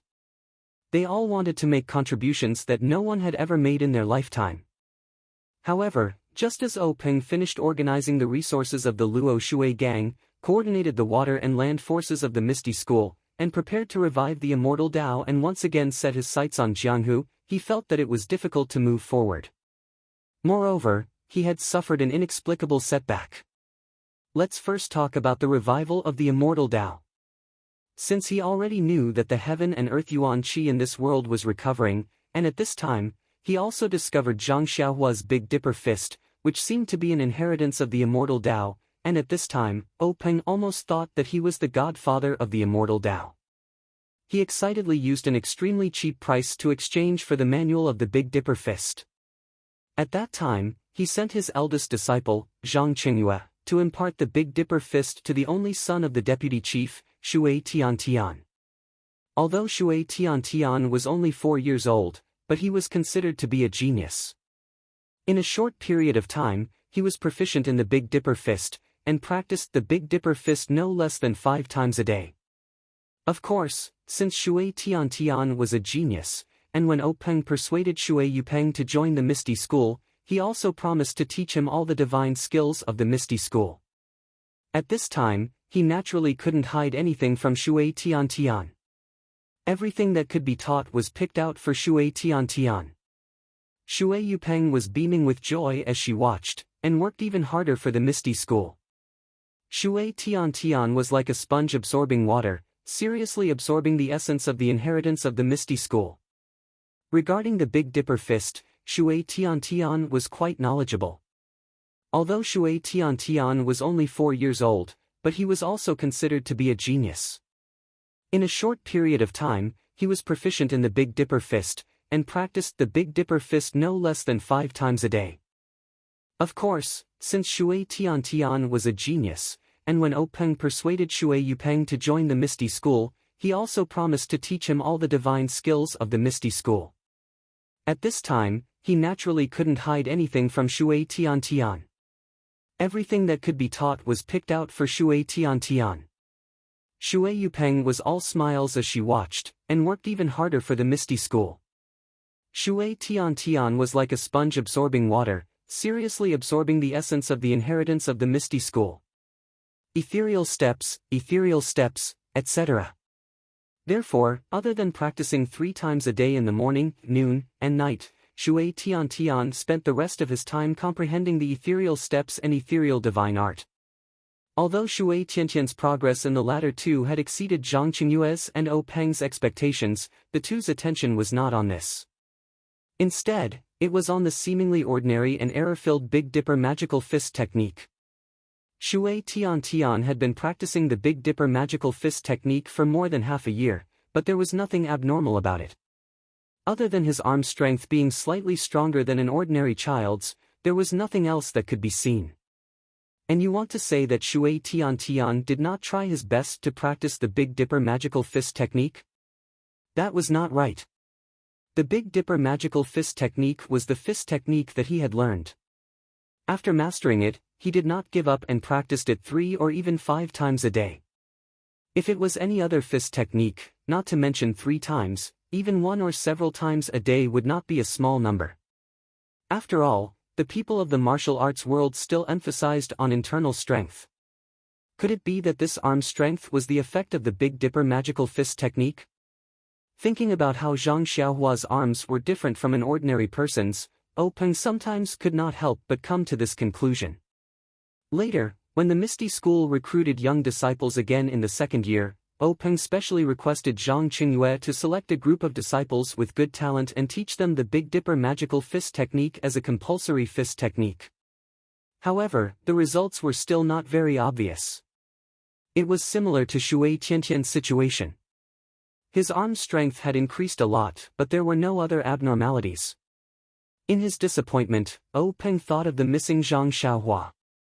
If Peng had not seen the exquisite moves of the Big Dipper magical fist technique, which were different from the current fist techniques, and the entire fist technique's attack and defense, Peng would not have felt sorry for the 1,000 taels of silver he had spent. This Zhang Xiaohua actually went missing as soon as she left the Misty School. She did not even do a good job in the after-sales service. Speaking of Zhang Xiaohua's disappearance, Peng was also helpless. In fact, when Zhang Xiaohua asked for leave from the Misty School, he was not very willing. However, Zhang Xiaohua was not a disciple of the Misty School, and was also the subordinate of his own biological sister. It was not good for him to interfere. As for Zhang Xiaohu, it was just unintentional. Whether he went back or left the Misty School had nothing to do with Peng, so he naturally agreed very quickly. What Peng did not expect was that Zhang Xiaohu went back to the Misty School, but Zhang Xiaohua did not come back. What came back was the news of Zhang Xiaohua's disappearance. Peng was furious and almost wanted to slap Zhang Xiaohu to death. However, looking at Zhang Xiaohu's absent-minded and guilty face, he endured it again and again. However, he did not dare to be too loud and quickly sent a few capable disciples to inquire about the news. In fact, before Zhang Xiaohu returned to the mountain, he risked his life to inquire about Zhang Xiaohua in Shitsui Mountain. After he settled Li Jinfeng's family and waited for a day in Lu Town, he still did not see any trace of Zhang Xiaohua. He felt something was wrong and did not dare to return to the Guizhuang house. Instead, he went straight to Shitsui Mountain. Knowing that there was a tiger in the mountain, he still went to the mountain. His own biological brother was there, so why would he care about his own safety? At that time, he only blamed himself for not staying, but left his younger brother behind. He also blamed himself for not being able to stay for his younger brother because of his poor martial arts. But since things had turned out this way, what was the use of more self-blame? It was not until Zhang Xiaohu went to Shitsui Mountain without hesitation that he found that the whole mountain was in chaos. Some people were fighting with their fists, some were fighting with their swords, and most of them were running down the mountain with small cloth bags on their backs. Zhang Xiaohua crouched on the side of the road, looking at this and that. None of them were good people, and he was surrounded by people, so he did not dare to show up casually. It was not until the sky was getting dark that he stopped an older bandit. After asking him, he knew that Shitsui Mountain was not the same as it was a few days ago. Shitsui Mountain no longer existed, just like a few years ago. It turned out that that night, Zhang Xiaohua was captured by Qin Shiyue. Qin Shiyue asked Ding Fei to carry him, and he returned to the mountain village to search carefully, but he still found nothing. In his rage, he killed many soldiers on duty in all the elites of Shitsui Mountain, causing great panic. After Qin Shiyue left, these mountain bandits swarmed to find their fort master. Unfortunately, their fort master was also killed in his own room. Then, the mountain bandits were in a mess, thinking that their mountain village had provoked a martial arts master and someone was coming to seek revenge. The whole mountain village was like a group of dragons without a leader. Well, the whole front half of the dragon was gone, leaving only those with poor martial arts and undisciplined people. They did not have the awareness that the mountain village is their home. Some people even saw the open secret room and found some scattered jewelry in the corner. So, the internal strife of people dying for wealth and birds dying for food was really staged.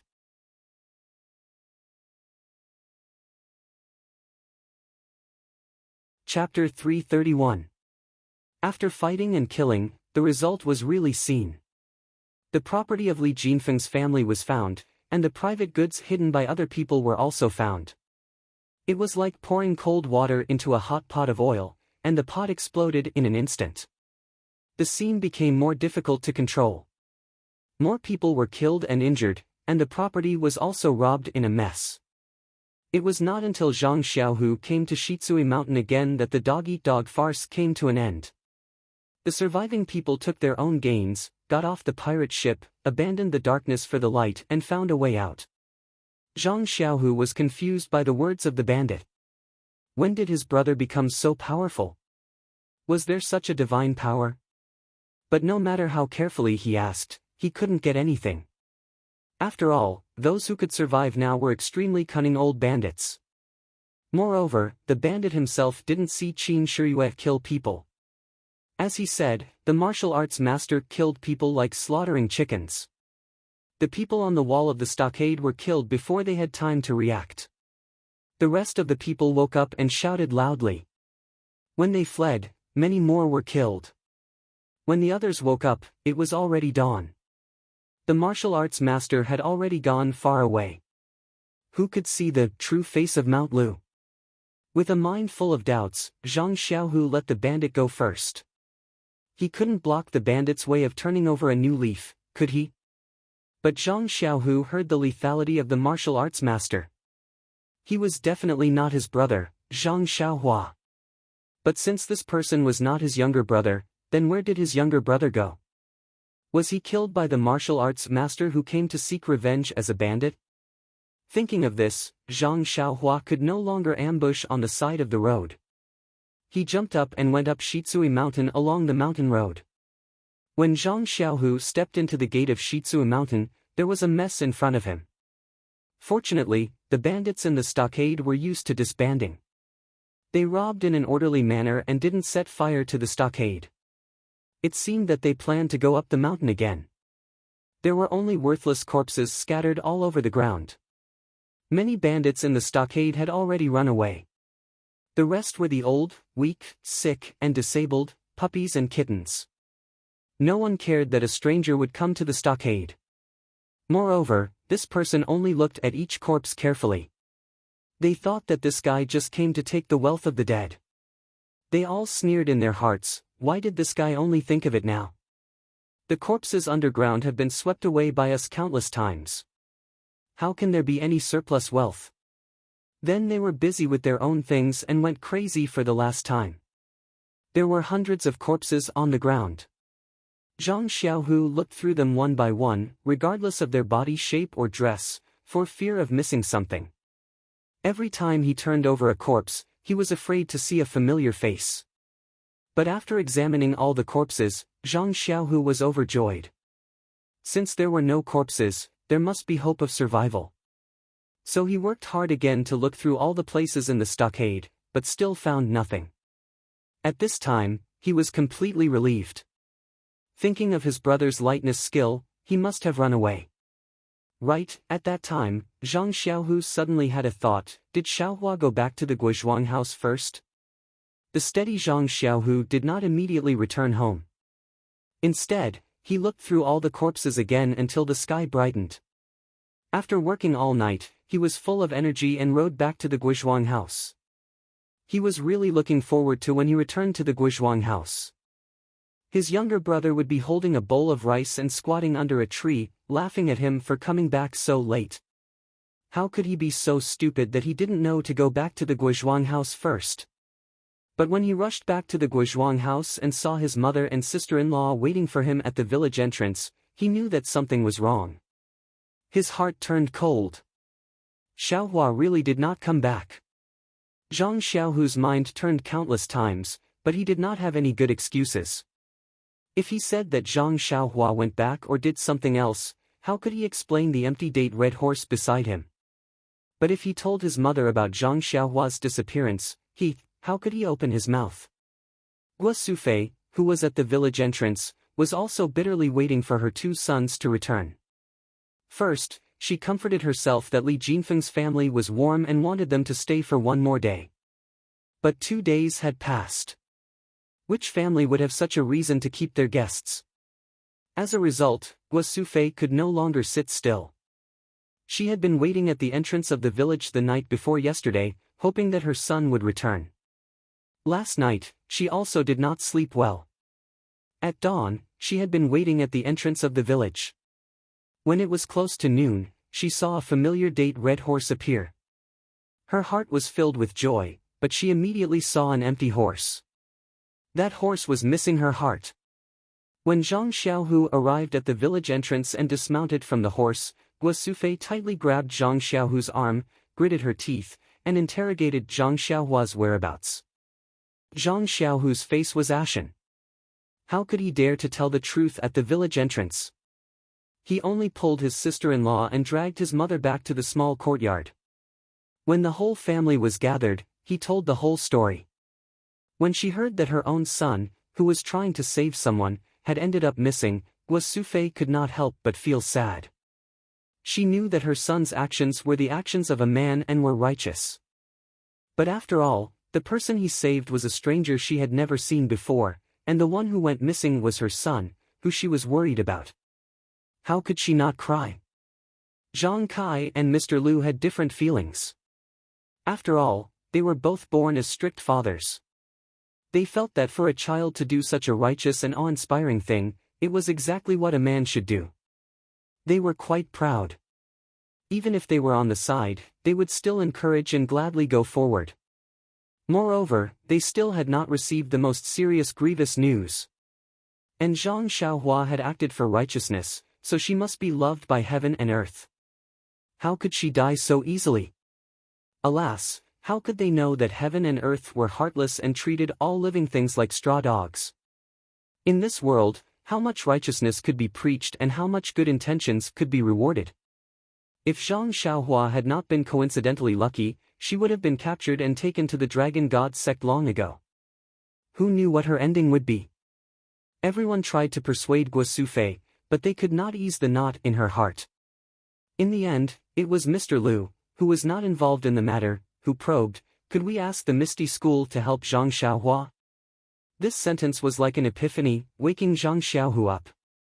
Yes, his abilities were limited, but he had a powerful sect behind him. With such a great resource, how could he not make full use of it? After thinking about it, Zhang Xiaohu did not have the mood to stay at home. He packed his luggage and immediately set off from the Guizhuang house. He rushed back to the Misty School in Pingyang City overnight.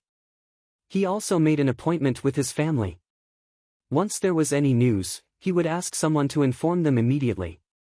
After Zhang Xiaohu rushed back to the Misty School, he did not know how to ask for help. He could not possibly ask sect leader O directly and say that his younger brother was missing and see if he could help look for him. Zhang Xiaohu could imagine that he would definitely be chased out by O Peng. Therefore, he could only ask his master, Wen Wenhai, for help. Wen Wenhai was also rather helpless. Although he was O Peng's personal disciple, he did not hold any real power in the sect. He did not have the right to mobilize the disciples of the Divine Mechanics Division. Therefore, Wen Wenhai also took the time to find an opportunity to tactfully convey this request to eldest senior brother Zhang Qingyue, hoping that Zhang Qingyue would extend a helping hand on the account that they were fellow disciples of the same sect. Zhang Qingyue naturally knew the importance of Zhang Xiaohua. When he heard this, he did not even say a second word to Wen Wenhai. He immediately rushed out of the door and hurriedly informed O Peng of this news, leaving Wen Wenhai stunned at the side. He thought that eldest senior brother was angry over this small matter. Just as Wen Wenhai apologetically told Zhang Xiaohu that he might not be able to help and that he could look for O Yan, Zhang Xiaohu hurriedly rushed over to look for Zhang Xiaohu. When Zhang Xiaohu arrived at the meeting hall and repeated the matter of Zhang Xiaohua's disappearance, Zhang Xiaohu's reaction was far beyond his expectations. Sect leader O immediately sent 10 disciples of the Divine Mechanics Division to Shitsui Mountain to find Zhang Xiaohua's whereabouts. They wanted to see her alive or dead. Zhang Xiaohu was touched. He did not expect sect leader O to be so benevolent. A professional was a professional. Not long after, the disciples of the Divine Mechanics Division brought back the news. Although they did not find Zhang Xiaohua's whereabouts, they found out that Shitsui Mountain was related to the Dragon God sect. On the day of the incident at Shitsui Mountain, there was a special envoy from the Tenryu sect present in the stronghold. When he heard this news, O Peng hesitated. At this time, the Righteous Alliance and the Tenryu sect were at loggerheads. However, there was no direct conflict. Many people related to the Righteous Alliance were killed by the Tenryu sect's disciples, and many of them were exterminated. However, the Righteous Alliance did not dare to fight the Tenryu sect head-on. They only made solemn statements and seriously protested. Occasionally, they skirted around the edges and scratched at the weak spots of the Tenryus sect. Even the super sects of Jianghu were so docile, so how could Peng not avoid them? He sternly ordered the disciples of the Divine Mechanics Division to quickly return to the stronghold. At the same time, he ordered Zhang Qingyue to temporarily postpone the plan for the path of immortality. He was afraid that the Tenryus sect had other intentions for kidnapping Zhang Xiaohua, or that they had learned the importance of the Fist of the North Star from Zhang Xiaohua. As for Zhang Xiaohu, Peng only said that the disciples of the Divine Mechanics Division had not found any news about Zhang Xiaohua and were half-heartedly brushing him off. As for Zhang Xiaohu, he did not have any news about his younger brother. Naturally, he was unable to pass any information to the Guizhuang house. He could only hope that the two elders at home would be able to recover from their grief with time. Time flew by. Soon, it had been almost a year since Zhang Xiaohua went missing. Who knew how many sorrows, joys, and separations had happened in the Jianghu? Other than Zhang Xiaohu, who would still remember Zhang Xiaohua, who had been in the limelight at the Misty School's martial arts competition. Perhaps only Peng was unable to restrain the passion in his heart. When he saw that the Tenryus sect did not seem to care about the Misty School and placed his hopes on the Fist of the North Star once again, he was extremely disappointed. Only then would he remember Zhang Xiaohua, the originator of the Fist of the North Star. At this moment, Peng was not only vexed about the setback of the Path of Immortality's revival plan, but also about something else.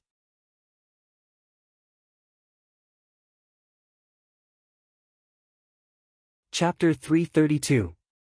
In the past month, all of the ethereal sect's branches, strongholds, and even escort agencies had been wiped out by an unknown force. Many of their elite disciples had gone missing, forcing sect leader to slowly withdraw his forces to the vicinity of Pingyang City. However, the Divine Secrets Hall's disciples that he had sent out to gather information either never returned or did not receive any news at all. Left with no choice, Peng sent out the fourth of the 6 ethereal tigers, Shengguan Fenglu, and the 6th, Su Peihua, to lead a group of elite disciples to personally investigate the matter. With such a crisis hanging over his head like a sharp sword, how could Peng not be vexed? Who was the mastermind behind this series of events? This was a question that had always troubled Peng. Peng felt like he was scratching an itch. He knew that it was extremely itchy, but he just couldn't reach out to scratch it. He couldn't even scratch his ears and cheeks. Suddenly, a thought appeared in Peng's mind. Could it be the Dragon God sect? Could it be that after Zhang Xiaohua was captured by the Tenryus sect, he was tortured to extort a confession? Why torture him? He's just a village boy. The Tenryus sect has plenty of ways to make him talk. So, Zhang Xiaohua revealed everything about his Fist of the North Star. The Tenryus sect is a great sect with a heritage similar to the Misty School. If I can see through it myself, Disher Tian of the Tenryus sect must also be aware of it. Could it be that the Tenryus sect is trying to cover up the revival of the immortal Tao? Or is it because they want to leave before my Misty School that they suddenly attacked my Misty School? Sigh, I shouldn't have been soft-hearted back then. Peng's eyes flashed with a hint of sternness. But after a while, there was a burst of confusion in his eyes. This is also not right. Even if Sakura knows the secret of the Big Dipper magical fist, whether or not this Big Dipper magical fist is actually the big heavenly cycle of stars fist is still two different things. He didn't settle the matter first and cultivate his own immortal Tao disciple. Besides, the Tenryu sect's strength is comparable to the combined strength of the 3 super sections. They have always been restrained by the 3 super sections. If they were to harm my Misty School, the other 3 sects would definitely react. Why is there no news at all? Could it be? Peng's heart, which had been tempered to be strong, suddenly jumped. He instantly thought of another possibility, unless, right at this moment, someone rushed into the assembly hall in a hurry. Peng was startled. He looked up and saw that it was his eldest disciple, Zhang Qingyue. Peng frowned slightly. Zhang Qingyue's face was pale and he was very flustered. Zhang Qingyue had always been experienced and steady in handling matters. He had never been so rude. Therefore, he didn't have the intention to scold Zhang Qingyue and asked, "Qingyue, why are you so flustered?" "Big sect master, there's a big disaster." Hearing Peng's dissatisfied tone, Zhang Qingyue already knew that he was being rude.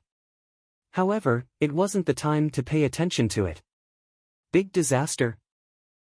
Peng's heart jumped and he blurted out, "Did the Tenryu sect besiege my Misty Mountain Manor?" "No, big sect master, no enemies appeared around our Misty School. It's just that." Zhang Qingyue's tone was somewhat hesitant. Then, he looked at Peng's gaze and said with gritted teeth, "Big sect master, 4th martial uncle and 6th martial uncle." Peng couldn't help but ask, "What happened to them?" Zhang Qingyue said with some sorrow, "2 martial uncles were killed and their corpses were brought back by the disciples of the sect." "What?" Peng exclaimed and immediately stood up from his chair. 4th martial uncle, Shengguan Fenglu, was quick-witted and resourceful. 6th martial uncle, Su Peihua, was the best in Jianghu. When the two of them were roaming Jianghu, they were always together and had been through a lot. Now, the two of them had taken elixirs to increase their power. There were few opponents in Jianghu who could match them. But now, they were both killed at the same time. This was something he never expected. "Quick, where are the corpses of the 2 martial brothers?" Reporting to Big Sect Master, "It's in the square in front of the conference hall." This disciple doesn't dare to act rashly. Hearing this, Peng stomped his right foot and his body floated up. He flew like a gust of wind to the entrance of the conference hall. His figure was 70% similar to Zhang Xiaohua's. From the chair to the door, Peng's feet basically didn't have any place to touch the ground. It was also very similar to Zhang Xiaohua's levitation technique. The square in front of the conference hall was still empty. There was only a broken carriage parked there alone. Beside it, there were a few dejected and injured disciples. Peng jumped down from the high platform. When the disciples saw him, they immediately saluted. Peng didn't even look at them. He walked to the front of the carriage and lifted the mat on the carriage with a trembling hand. Seeing the familiar lifeless face under the mat, Peng's heart couldn't help but ache and almost shed tears. This was the person he had grown up with, practiced martial arts with, and roamed the Jianghu with. They weren't blood brothers, but they were better than blood brothers. Now, this person was quietly lying in this shabby carriage, closing the eyes that had cared for him for dozens of years. Peng raised his head and shouted sternly, "What are you doing? Why didn't you buy the best coffins and use the best carriages to bring the 2 elders back?" The disciples were submissive. Only one of them mustered up the courage and said, "Sect leader, it's not that I didn't want to buy the coffins for the 2 elders. It's just that after the attack, the masked man in black had already prepared the carriage and mat. He told me not to move them. He also said that if I moved them and sect leader didn't notice anything wrong, I would be responsible for everything. I was afraid that I would delay the sect's important matters, so I rushed back and didn't dare to move them." Hearing his disciples' words, Peng clenched his teeth and regained his senses. He waved his hand and said, "All right, Qingyu, send someone to call eldest martial uncle, 2nd martial uncle, and 5th martial uncle here. Also, carefully carry the bodies of the 2 martial uncles to the Divine Engineering Hall. Have Hall Master Shi and the Hall Elders examine them first. I want to see who was so bold as to touch the people of our Misty School. This debt of blood must be paid with blood. Also, the few of you, tell me in detail what happened when you were attacked." After he finished speaking, Peng didn't call the disciples to the Hall of Assembly. Instead, he asked them in detail in the square. When Zhang Qingyue heard this, he did not dare to tarry. He hurriedly called someone over and carefully instructed them to inform the 3 elders. He personally drove the carriage and brought the corpses of his 2 martial uncles to the Divine Mechanics Hall. The attack on Shengguan Fenglu and the others was very old-fashioned. The enemy didn't set up many traps. They just waited in one of the Misty School's branches. This branch was located in the corner of an extremely small town. There weren't many people there. When Shengguan Fenglu and the others arrived, it was already dusk. The group of more than 10 people was ambushed as soon as they arrived at the branch's courtyard. The elite disciples of the Misty School were very conceited. After all, they had been through the test of blood and fire. They also had 2 elders by their side. Naturally, they didn't plan to escape. They only wanted to avenge their brothers. It was a pity that the opponents who had set up the ambush seemed to have already predicted it. Or rather, the opponents were extremely powerful. Although their numbers were not much higher than the ethereal sect, the moment the ethereal sect's disciples exchanged blows with them, they realized that the men in black who had set up the ambush were all experts in the martial arts world. They actually managed to trap all the ethereal sect's disciples in the courtyard and none of them were able to escape. Shengwan Fenglu and Su Peihua, who were holding the line, weren't in a better situation. They were facing 3 masters who were also masked in black. The 3 of them worked together to suppress the 2 of them. However, the 2 elders of the Misty School had taken the authentic strength-enhancing panacea, so they had more internal energy than their opponents. Even with Shengwan Fenglu's lightness skill, it was very likely that he could escape. However, if he ran away, Su Peihua, who was left behind, would die. Therefore, Shengwan Fenglu could only fight side by side with Su Peihua, hoping that they could fight their way out. Although the battle was divided into 2 groups, it was equally fierce and bloody. By the time night fell, the disciples of the Misty School had been completely annihilated. Only a few who were waiting to be used were left with their acupoints sealed. Shengwan Fenglu and Su Peihua were also seriously injured. They were barely holding on. At this moment, a yellow-faced old man who hadn't been seen before floated over. Seeing the situation, he was very surprised. "What's wrong? These 2 people are so difficult to deal with. Why haven't they succeeded yet?" Shengwan Fenglu and Su Peihua were shocked when they saw this person. Just as they were about to call out his name, the yellow-faced old man came in and hit their chests with his palm. In an instant, the 2 of them spat out blood and fell to the ground, dead before they could even say a word. The yellow-faced old man looked around and said proudly, "Act according to the original plan. Get someone to bring these 2 bodies back to the Misty School." Then, he floated away. When the injured disciple finished telling the whole story of the attack, Peng's frown deepened. These disciples' kung fu was weak. They were the ones who were supposed to contact and guide the disciples. When they were attacked, they could only take care of themselves. How could they have the time to observe and collect other information? Moreover, when their acupoints were sealed, they only heard a few words and knew that a master of the masters had arrived and killed the 2 elders in one move. How could they know who this master was? At this moment, another disciple whispered, "Grand Gang Leader, this disciple secretly saw something." "Tell me quickly," Peng said anxiously.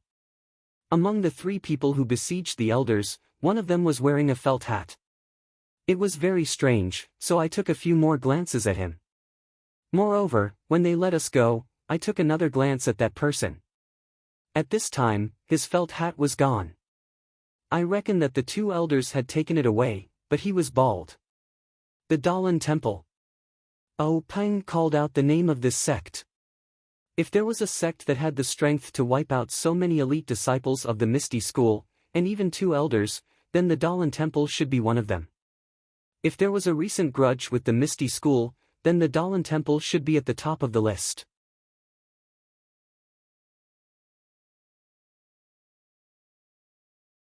Chapter 333. At this time, from the corner of the square, 3 people quickly walked over. They were Misty Sect's Hu Yuni, Li Jian, Li Lauer, Lu Qingyang, and Lu Laowu. The 3 of them came together and looked at Peng and the several injured disciples with astonishment. They asked, "Big sect leader, do you have any clues? Who's the one playing tricks behind us?" Peng waved at the disciples to let them go back and recover. He then turned to look at the 3 brothers who had grown up with him. He bit his lip and tears welled up in his eyes. He opened his mouth but didn't know what to say. Hu Yini was careful and asked immediately, "What's wrong, third? What happened?" Lu Qingyang smiled. "Third brother, what are you afraid of?" The Misty School has been through more than one or two crises. Didn't we get through them all safely? Oh right, where are fourth and sixth? Sixth still owes me 2 rounds of wine. That bastard's external skills are so bad that he's no match for me. His words seemed to have hit the softest spot in Peng's heart. Tears welled up in his eyes. Peng immediately turned his face away and swiped his finger in the air to cover it up. They're at the Divine Mechanics Hall right now. Let's go take a look. That bastard sixth didn't look for me first. Damn it. Lu Qingyang was still careless and walked towards the Divine Mechanics Hall. Hu Yunyi looked at Li Jian in surprise. He was about to ask Peng again when Peng also started walking and followed closely behind Lu Qingyang. A cold light flashed in Li Jian's eyes and he quickly followed. Perhaps he, who was the calmest, had realized something. Just as they reached the front of the Divine Mechanics Hall, they saw Zhang Qingyue rush out. He stopped when he saw the 4 of them and waited for Peng to approach before whispering, "Sect leader, Hall Master Shi and the others have seen it.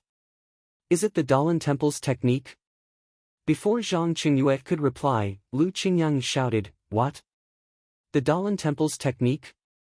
Oh my, is Lu Qingyang injured? I told him to practice the Golden Bell Shield earlier. Now look, the old bald donkeys from the Dalan Temple are so cunning. Lu Qingyang is going to have a hard time. By the way, old sixth is injured. Why didn't he go to the pharmacy?"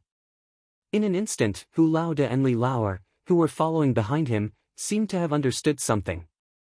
They rushed forward, ignoring Peng and Lu Qingyang, and rushed into the Divine Machine Hall.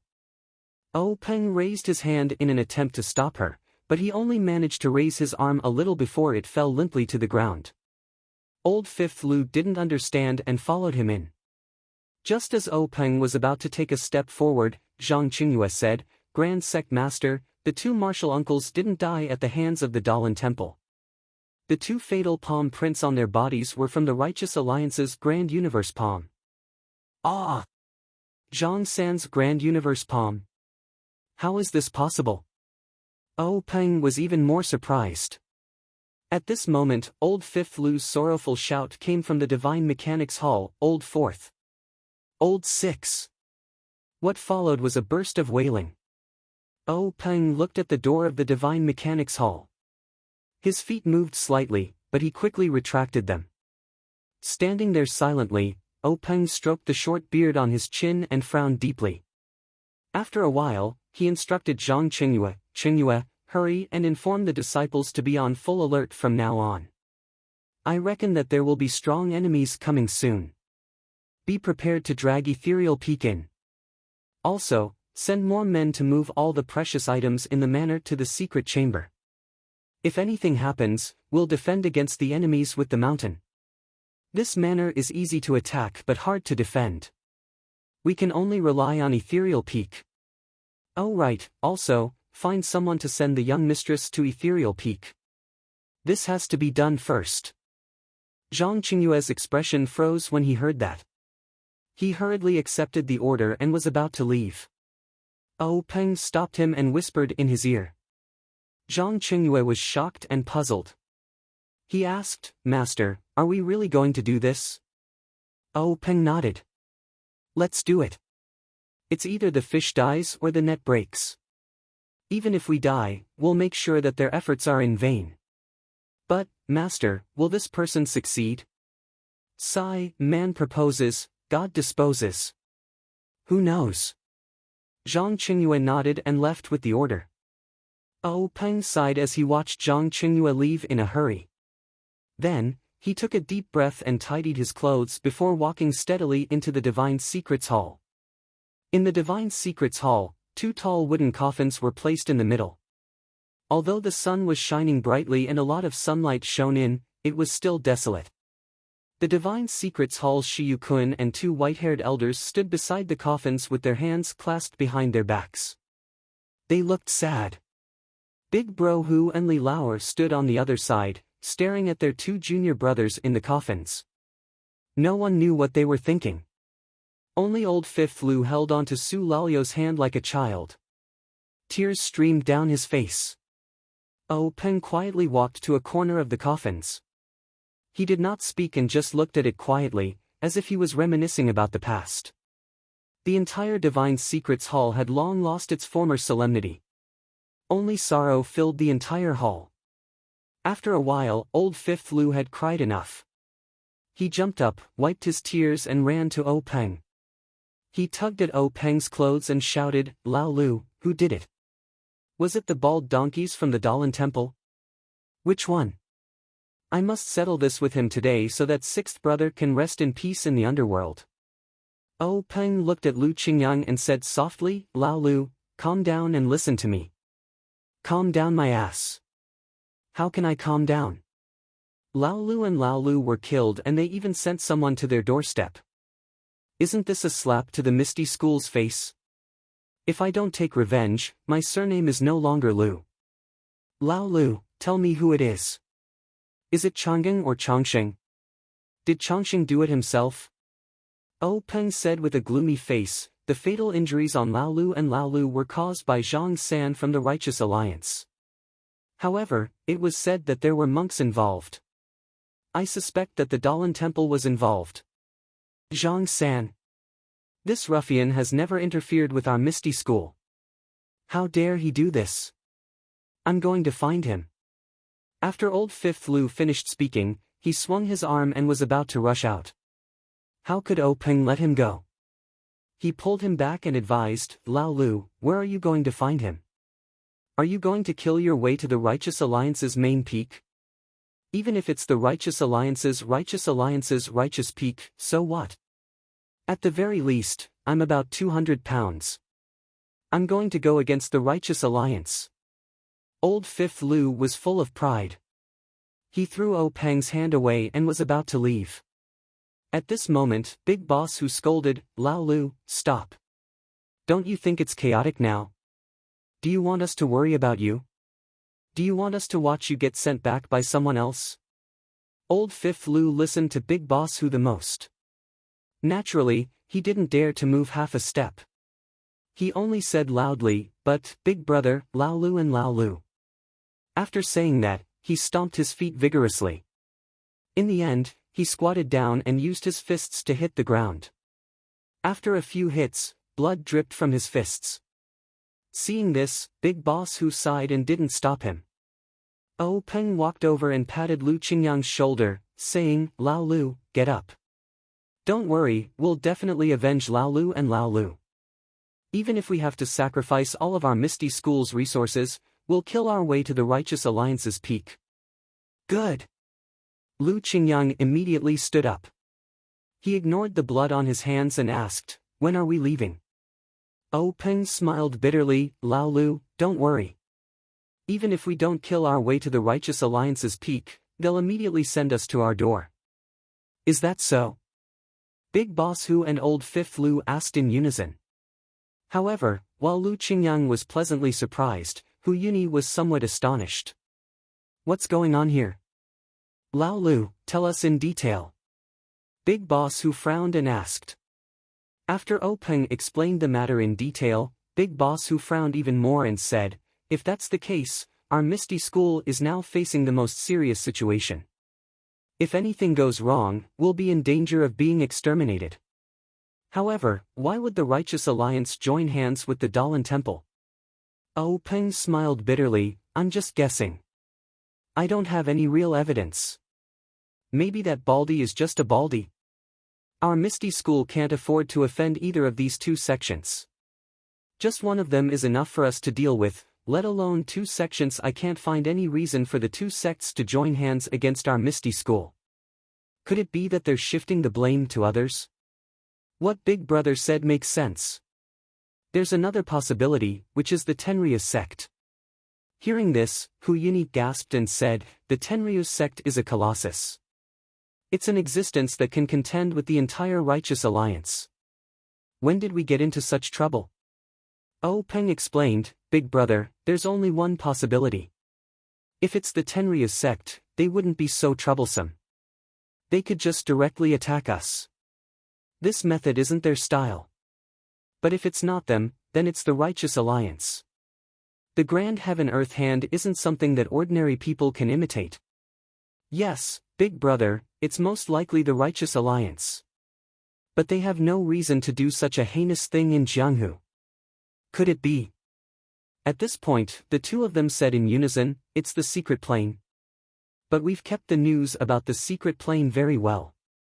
Even the hall masters know very little about it. How could they leak it? Alas, Big Brother, we didn't leak it, but we can't guarantee that the Yanming Villa, the Tan family, and the Wan Jianfeng didn't leak it. But it's not very likely.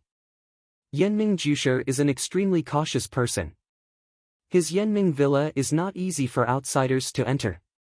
The Tan family is a big family that practices martial arts. It's even harder to sneak in than the Misty School. Wan Qingjiu of the Wan Jianfeng is even more scheming. He even spies on the Five-Claw Peak. How could he leak the news? I estimate that there are no more than 5 people on his side who know about the secret plane. Alas, Big Brother, there's no such thing as an impenetrable wall in the world. We've been operating the secret plane for 3 or 4 years and have reaped endless benefits from it. In recent years, the development of the Misty School has relied on the medicinal materials in the secret plane. It's hard to guarantee that no one will find out. Moreover, we've also obtained the life-prolonging pill from the secret plane. Such a heaven-defying thing will definitely shorten one's life if we have it. Misfortune is a blessing in disguise. The ancients didn't deceive us.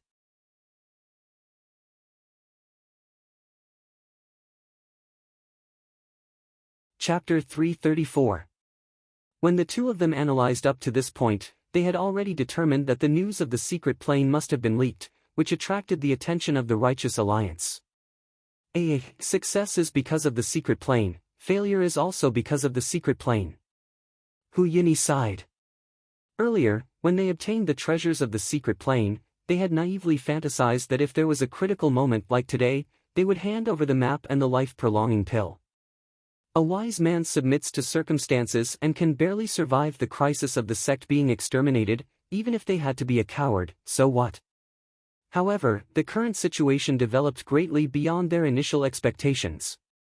The Righteous Alliance actually acted ruthlessly and destroyed 2 of the Misty Six Tigers in one fell swoop. This deep hatred had already been formed, how could there be any room for negotiation? Could it be that the Righteous Alliance had the idea of exterminating the Misty School? Could it be that they were not afraid of the other sect's attention? At this time, Hu Yinyi did not need to think about which power leaked the news of the secret plane, nor did he need to let Peng send people to investigate this news, nor did he need to ask Peng about the whereabouts of the map and the life-prolonging pill. All these doubts could only be asked in the future when the Misty School was able to survive. Now, the only thing they needed to do was to face the Righteous Alliance, who they did not know when they would attack. This was a martial arts sect that rose again after the immortal Tao was annihilated. In fact, if Peng and others blamed all the crimes on the secret plane, it may not be completely correct. As a martial arts sect, the Righteous Alliance had long been aware of the immortal Tao and had long coveted the immortal Tao inheritance.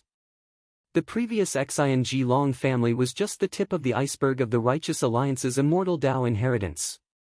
The Misty School, as a sect with thousands of years of inheritance, had been in decline for a long time and had long been targeted by the Righteous Alliance. If it was not for fear of the other sects with immortal Tao inheritance, the Righteous Alliance would have already made a move on the Misty School.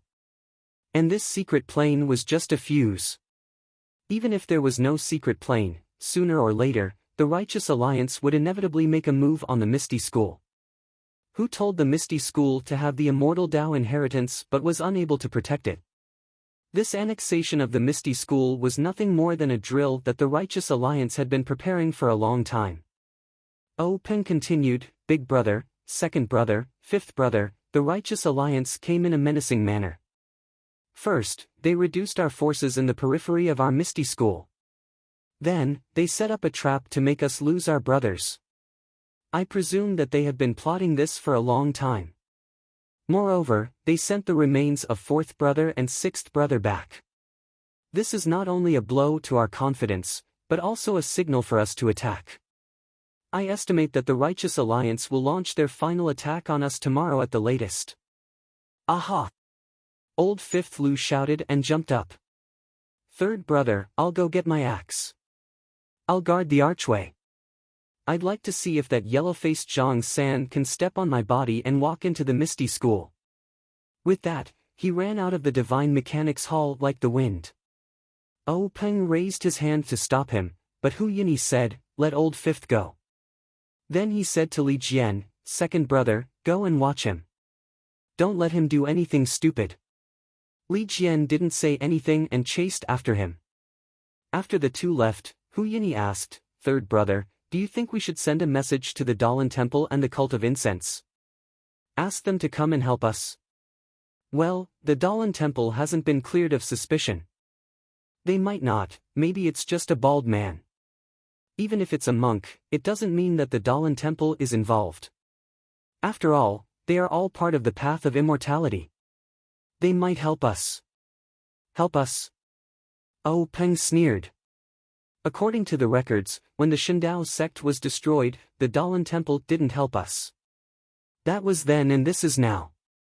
If we don't have the Dalan Temple and the Cult of Incense's help, even if we barely make it through tomorrow, the Misty School's vitality will be greatly damaged. Why don't we give it a try? Peng sighed. Now that things have come to this, we can only give it a try. The Righteous Alliance has been plotting for a long time. They might not let us send out a message.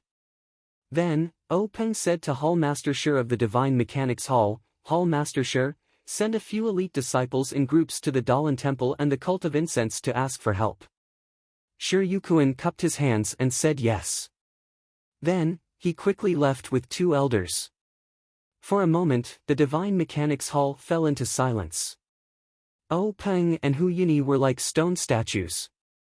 They stood in front of the coffins and stared at the two people who seemed to be sleeping. For a long time, they didn't say a word. After an unknown period of time, time seemed to have lost its value in grief. No matter how much time passed, it couldn't make up for the memories.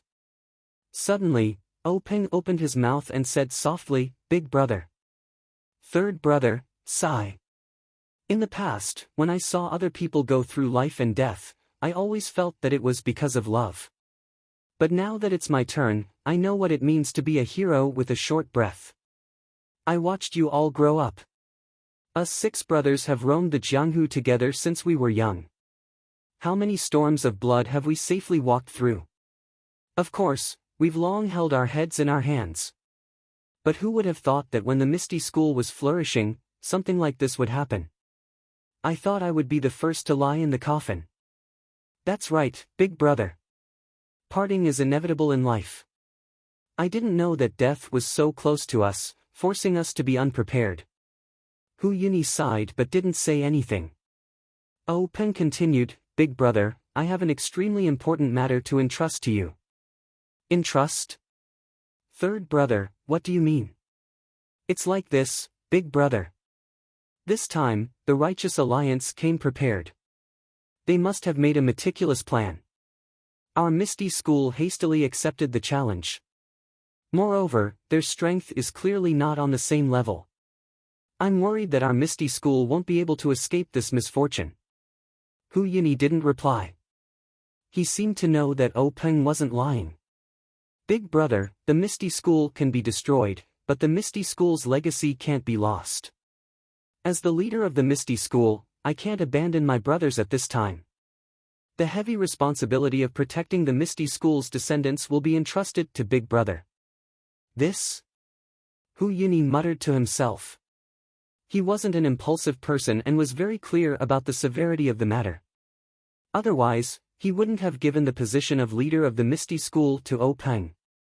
In his heart, he was extremely willing to stay and avenge his 2 junior brothers. But logically speaking, he also knew that the most important thing now was to preserve the Misty School's legacy. Can't 5th brother go? Hu Yinyi probed. What do you think, big brother? Peng didn't give a direct answer. He knew that big brother Hu was very clear about this. Sure enough, Hu Yinyi sighed again. I want to kill the thief, but I'm powerless. Then, Peng said, big brother, go and prepare. Bring all the martial arts manuals of our Misty School. Also, pick out some of the talented low-level disciples. Forget it, take away all the commoner level 1 and level 2 disciples. They won't be of much help here. Even if they aren't talented, they'll still be a spark of our Misty School. I'll also take some of the elite disciples to protect you. The Righteous Alliance will definitely guard against us. However, it is extremely difficult for them to guard against the secret passageway at the back of Misty Peak. Big brother, after you are ready, just wait in the secret passageway. If something unexpected happens, just rush out immediately. No matter how many people the Righteous Alliance has, they won't be able to surround the entire Misty Peak. Once we rush out, big brother, I'll leave it to you. Take the spark of our Misty School and find a place to hide and accumulate strength. We'll think about making a comeback when we have the chance. Oh right, big brother, during this period, let's see how the Dalan Temple and the incense cult react. If it's not necessary, it's better to avoid contact with them. Everyone in the Jianghu is a wolf. Yes, third brother, I know this.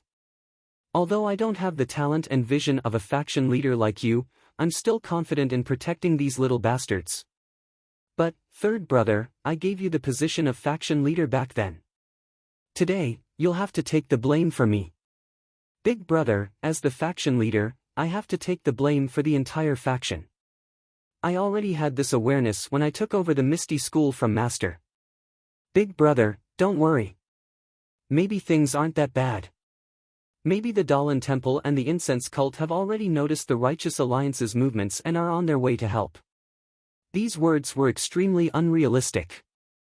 Hu Yunyi also knew that he was just comforting himself. He walked over and patted O Peng's shoulder, saying, "Third brother, take care." At this moment, O Peng didn't have the dignity of a faction leader at all. He was just like a child who had just started learning martial arts. He stood there obediently and smiled, saying, "Don't worry, big brother. I know." Hu Yunyi looked at him with tears in his eyes. If nothing unexpected happened, this would be a life and death parting of the two brothers who were as close as father and son. O Peng couldn't hold it in anymore. He reached out his hand and Hu Yunyi reached out to hold it. It was just like when O Peng was young and Hu Yunyi took his hand to the top of Misty Peak to teach him martial arts.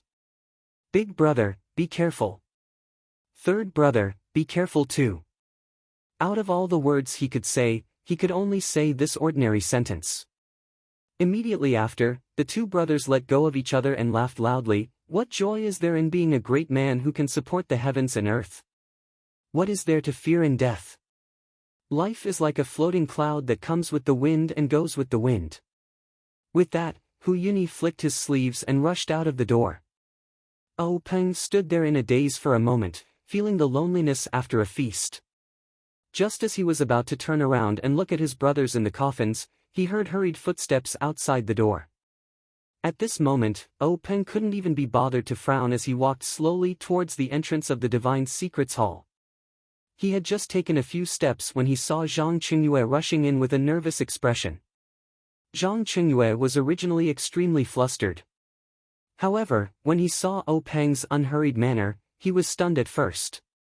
Then, he slowed down and lowered his voice, saying, "Big faction leader, things have taken a turn for the worse." O Peng smiled first and said, "Qingyue, have you done what I asked you to do?" "Yes, big faction leader." Other than the matter of eldest martial uncle finding someone to take over the secret martial arts manuals, everything else has been done.